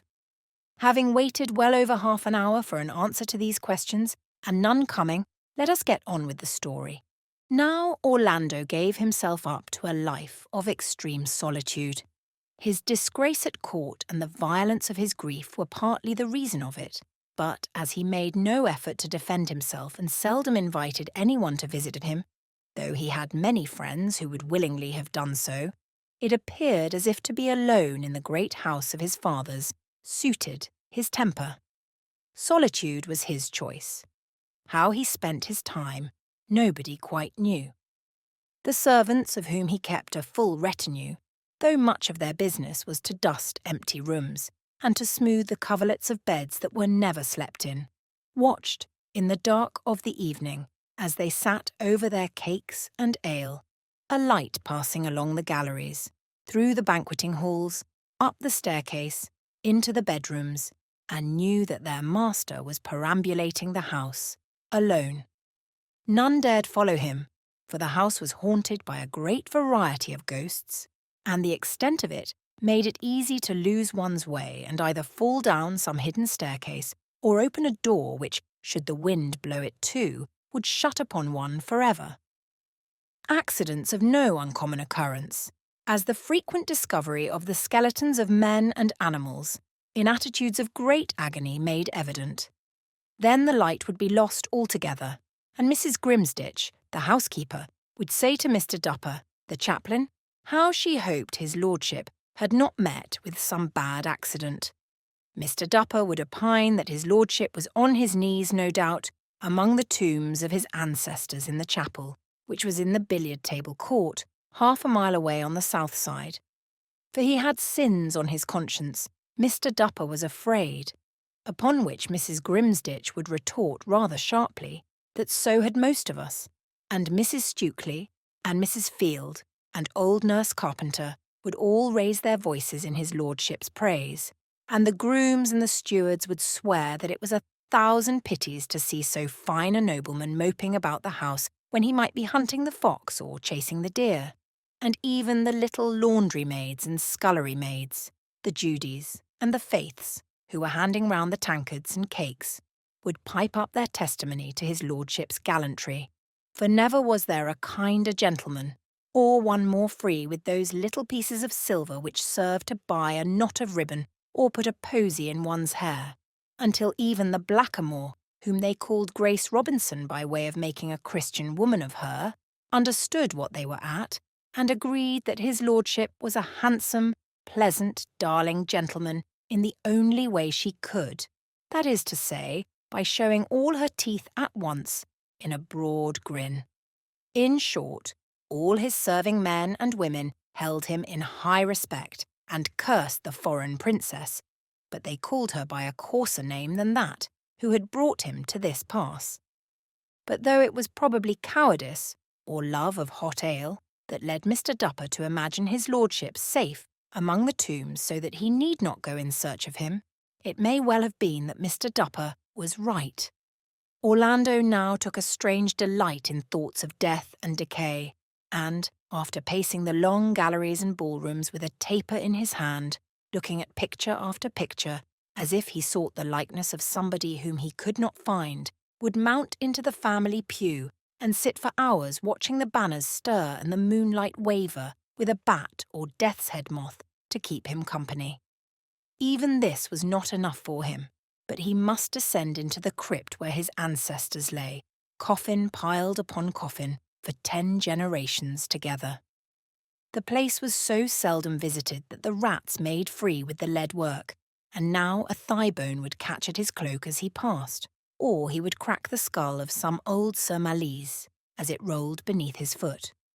It was a ghastly sepulchre, dug deep beneath the foundations of the house, as if the first lord of the family, who had come from France with the Conqueror, had wished to testify how all pomp is built upon corruption, how the skeleton lies beneath the flesh, how we that dance and sing above must lie below, how the crimson velvet turns to dust, how the ring, here Orlando stooping his lantern, would pick up a gold circle lacking a stone that had rolled into a corner, loses its ruby, and the eye which was so lustrous shines no more. Nothing remains of all these princes, Orlando would say, indulging in some pardonable exaggeration of their rank, except one digit, and he would take a skeleton hand in his and bend the joints this way and that. Whose hand was it? He went on to ask. The right or the left? The hand of man or woman? Of age or youth? Had it urged the war horse or plied the needle? Had it plucked the rose or grasped cold steel? Had it? But here, either his invention failed him or, what is more likely, provided him with so many instances of what a hand can do that he shrank, as his wont was, from the cardinal labour of composition, which is excision, and he put it with the other bones, thinking how there was a writer called Thomas Brown, a doctor of Norwich, whose writing upon such subjects took his fancy amazingly. So, taking his lantern and seeing that the bones were in order, for though romantic, he was singularly methodical and detested nothing so much as a ball of string on the floor, let alone the skull of an ancestor, he returned to that curious, moody pacing down the galleries, looking for something among the pictures, which was interrupted at length by a veritable spasm of sobbing, at the sight of a Dutch snow scene by an unknown artist. Then it seemed to him that life was not worth living any more. Forgetting the bones of his ancestors and how life is founded on a grave, he stood there shaken with sobs, all for the desire of a woman in Russian trousers with slanting eyes, a pouting mouth, and pearls about her neck. She had gone. She had left him. He was never to see her again. And so he sobbed. And so he found his way back to his own rooms, and Mrs. Grimsditch, seeing the light in the window, put the tankard from her lips and said, praise be to God, his lordship was safe in his room again, for she had been thinking all this while that he was foully murdered. Orlando now drew his chair up to the table, opened the works of Sir Thomas Browne, and proceeded to investigate the delicate articulation of one of the doctor's longest and most marvellously contorted cogitations. For though these are not matters on which a biographer can profitably enlarge, it is plain enough to those who have done a reader's part in making up from bare hints dropped here and there the whole boundary and circumference of a living person, can hear in what we only whisper a living voice, can see, often when we say nothing about it, exactly what he looked like, know without a word to guide them precisely what he thought. And it is for readers such as these that we write. It is plain, then, to such a reader that Orlando was strangely compounded of many humours, of melancholy, of indolence, of passion, of love, of solitude, to say nothing of all those contortions and subtleties of temper which were indicated on the first page, when he slashed at a dead nigger's head, cut it down, hung it chivalrously out of his reach again, and then betook himself to the window-seat with a book. The taste for books was an early one. As a child, he was sometimes found at midnight by a page still reading. They took his taper away, and he bred glowworms to serve his purpose. They took the glowworms away, and he almost burnt the house down with a tinder. To put it in a nutshell, leaving the novelist to smooth out the crumpled silk and all its implications, he was a nobleman, afflicted with a love of literature. Many people of his time, still more of his rank, escaped the infection and were thus free to run or ride or make love at their own sweet will. But some were early infected by a germ said to be bred of the pollen of the asphodel and to be blown out of Greece and Italy, which was of so deadly a nature that it would shake the hand as it was raised to strike, and cloud the eye as it sought its prey, and make the tongue stammer as it declared its love.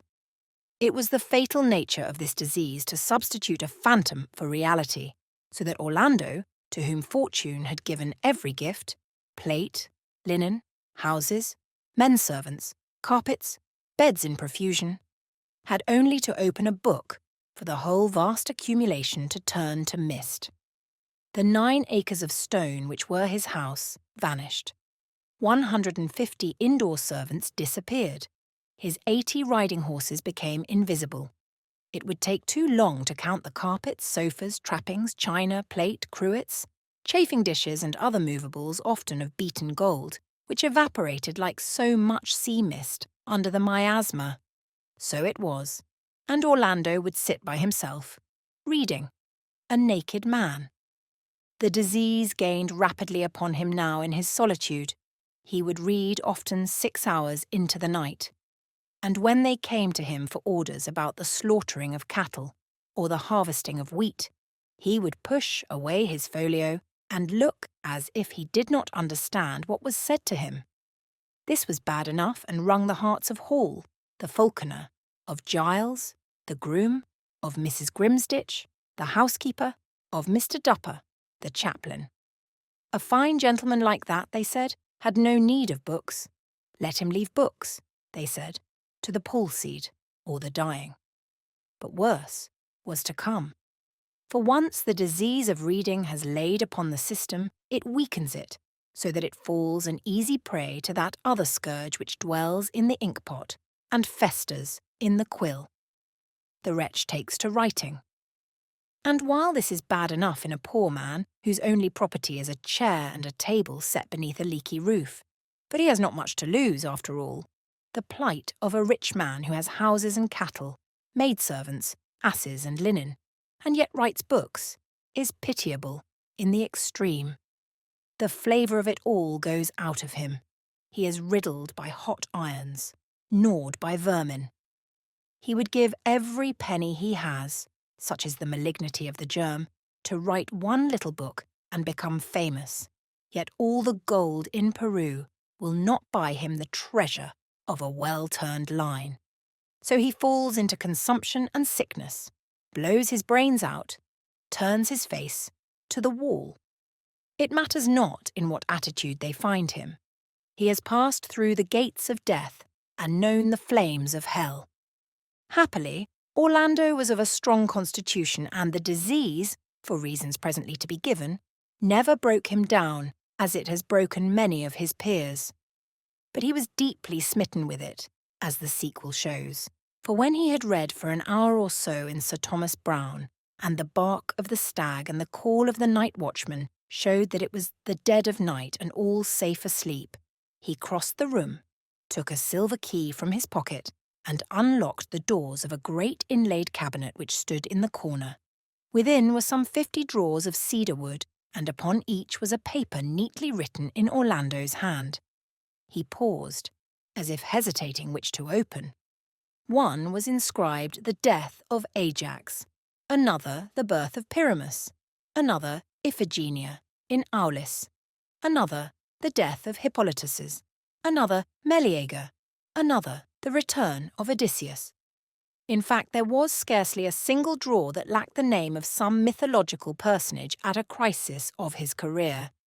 In each drawer lay a document of considerable size, all written over in Orlando's hand. The truth was that Orlando had been afflicted thus for many years. Never had any boy begged apples as Orlando begged paper, nor sweetmeats as he begged ink. Stealing away from talk and games, he had hidden himself behind curtains, in priests' holes, or in the cupboard behind his mother's bedroom, which had a great hole in the floor and smelt horribly of starling's dung, with an inkhorn in one hand, a pen in another, and on his knee a roll of paper. Thus had been written, before he was turned 25, some 47 plays, histories, romances, poems, some in prose, some in verse, some in French, some in Italian, all romantic and all long. One he had had printed by John Ball of the Feathers and Coronet, opposite St. Paul's Cross, Cheapside. But though the sight of it gave him extreme delight, he had never dared show it even to his mother, since to write, much more to publish, was, he knew, for a nobleman an inexpiable disgrace. Now, however, that it was the dead of night and he was alone, he chose from this repository one thick document called Xenophila a Tragedy, or some such title, and one thin one, called simply The Oak Tree. This was the only monosyllabic title among the lot. And then he approached the inkhorn, fingered the quill, and made other such passes as those addicted to this vice begin their rites with. But he paused. As this pause was of extreme significance in his history, more so indeed than many acts which bring men to their knees and make rivers run with blood, it behooves us to ask why he paused, and to reply, after due reflection, that it was for some such reason as this. Nature, who has played so many queer tricks upon us, making us so unequally of clay and diamonds, of rainbow and granite, and stuffed them into a case, often of the most incongruous. For the poet has a butcher's face, and the butcher a poet's. Nature, who delights in muddle and mystery, so that even now, the 1st of November 1927, we know not why we go upstairs, or why we come down again. Our most daily movements are like the passage of a ship on an unknown sea, and the sailors at the masthead ask, pointing their glasses to the horizon, "Is there land, or is there none?" To which, if we are prophets, we make answer yes. If we are truthful, we say no. Nature, who has so much to answer for besides the perhaps unwieldy length of this sentence, has further complicated her task and added to our confusion by providing not only a perfect rag-bag of odds and ends within us, a piece of a policeman's trousers lying cheek by jowl with Queen Alexandra's wedding veil, but has contrived that the whole assortment shall be lightly stitched together by a single thread. Memory is the seamstress, and a capricious one at that.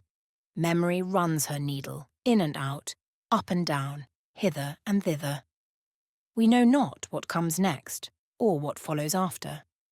Thus, the most ordinary movement in the world, such as sitting down at a table and pulling the inkstand towards one, may agitate 1,000 odd, disconnected fragments, now bright, now dim, hanging and bobbing and dipping and flaunting, like the underlinen of a family of 14 on a line in a gale of wind.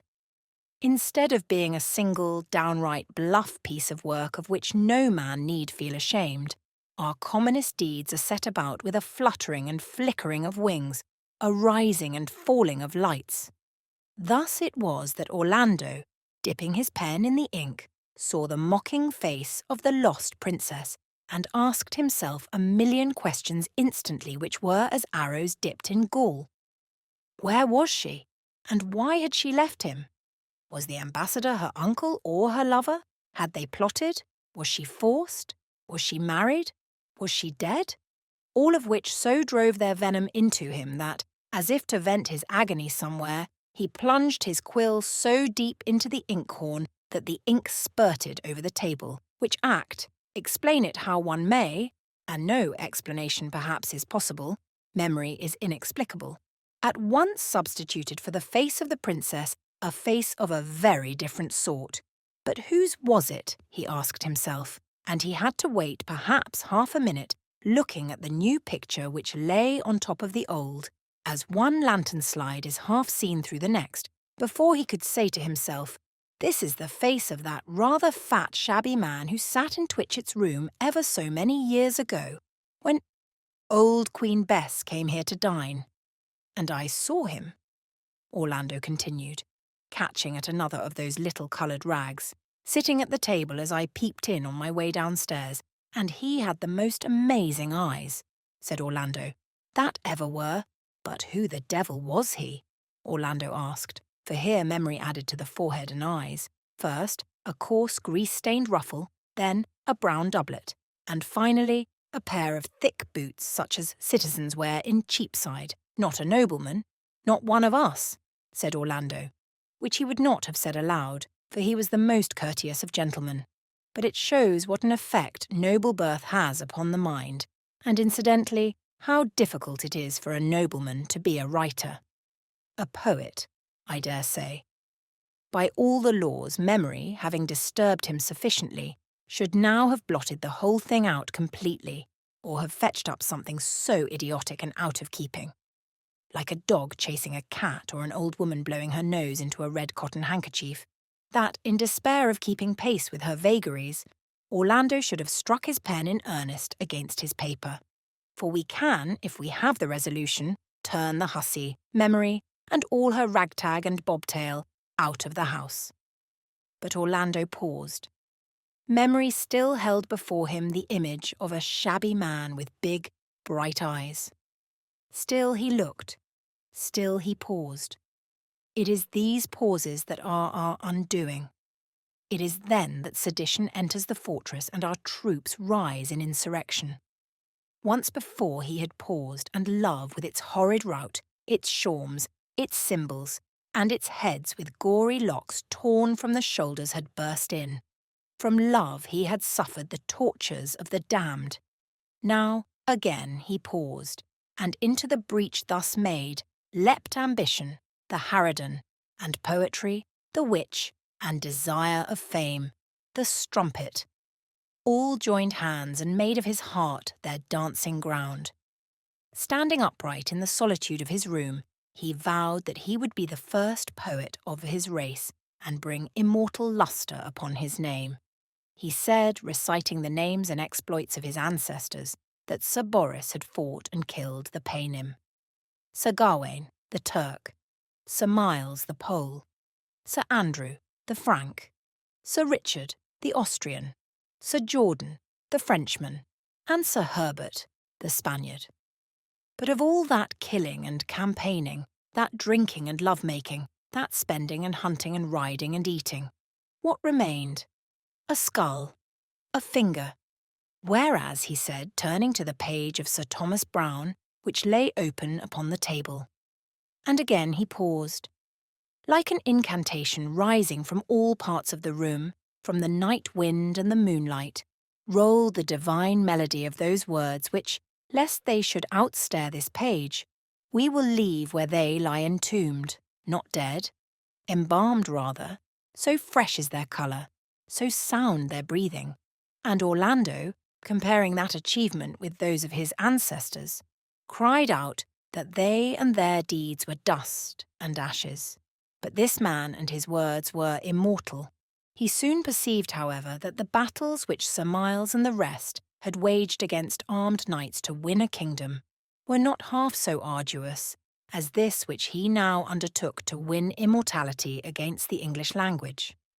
Anyone moderately familiar with the rigours of composition will not need to be told the story in detail, how he wrote and it seemed good, read and it seemed vile, corrected and tore up, cut out, put in, was in ecstasy, in despair, had his good nights and bad mornings, snatched at ideas and lost them, saw his book plain before him and it vanished, acted his people's parts as he ate, mouthed them as he walked, now cried, now laughed, vacillated between this style and that, now preferred the heroic and pompous, next the plain and simple, now the vales of Tempe, then the fields of Kent or Cornwall, and could not decide whether he was the divinest genius or the greatest fool in the world.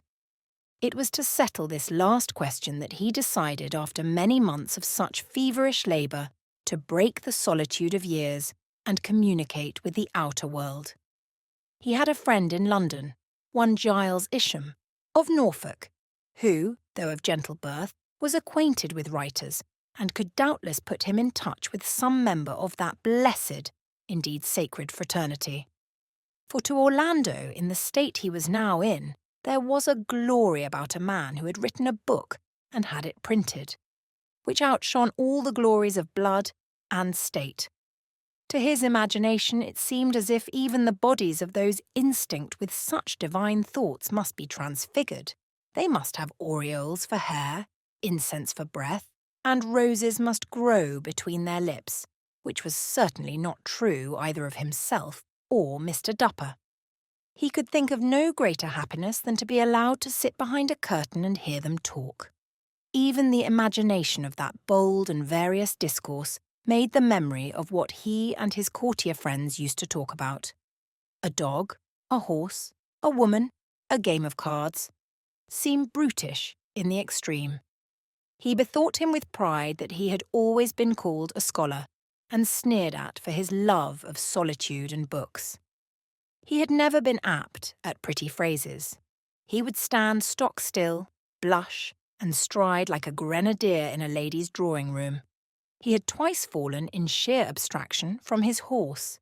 He had broken Lady Winchelsea's fan once while making a rhyme. Eagerly recalling these and other instances of his unfitness for the life of society, an ineffable hope that all the turbulence of his youth, his clumsiness, his blushes, his long walks, and his love of the country proved that he himself belonged to the sacred race rather than to the noble, was by birth a writer rather than an aristocrat, possessed him.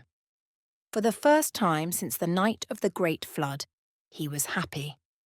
He now commissioned Mr. Isham of Norfolk to deliver to Mr. Nicholas Green of Clifford's Inn a document which set forth Orlando's admiration for his works, for Nick Green was a very famous writer at that time, and his desire to make his acquaintance, which he scarcely dared ask, for he had nothing to offer in return.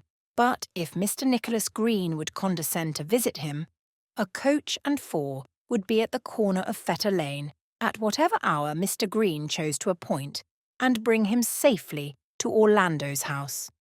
One may fill up the phrases which then followed, and figure Orlando's delight when, in no long time, Mr. Green signified his acceptance of the noble lord's invitation, took his place in the coach, and was set down in the hall to the south of the main building, punctually at 7 o'clock on Monday, April the 21st.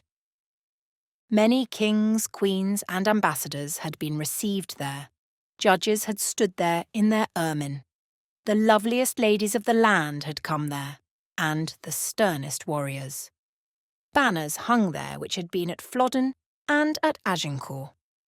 There were displayed the painted coats of arms with their lions and their leopards and their coronets.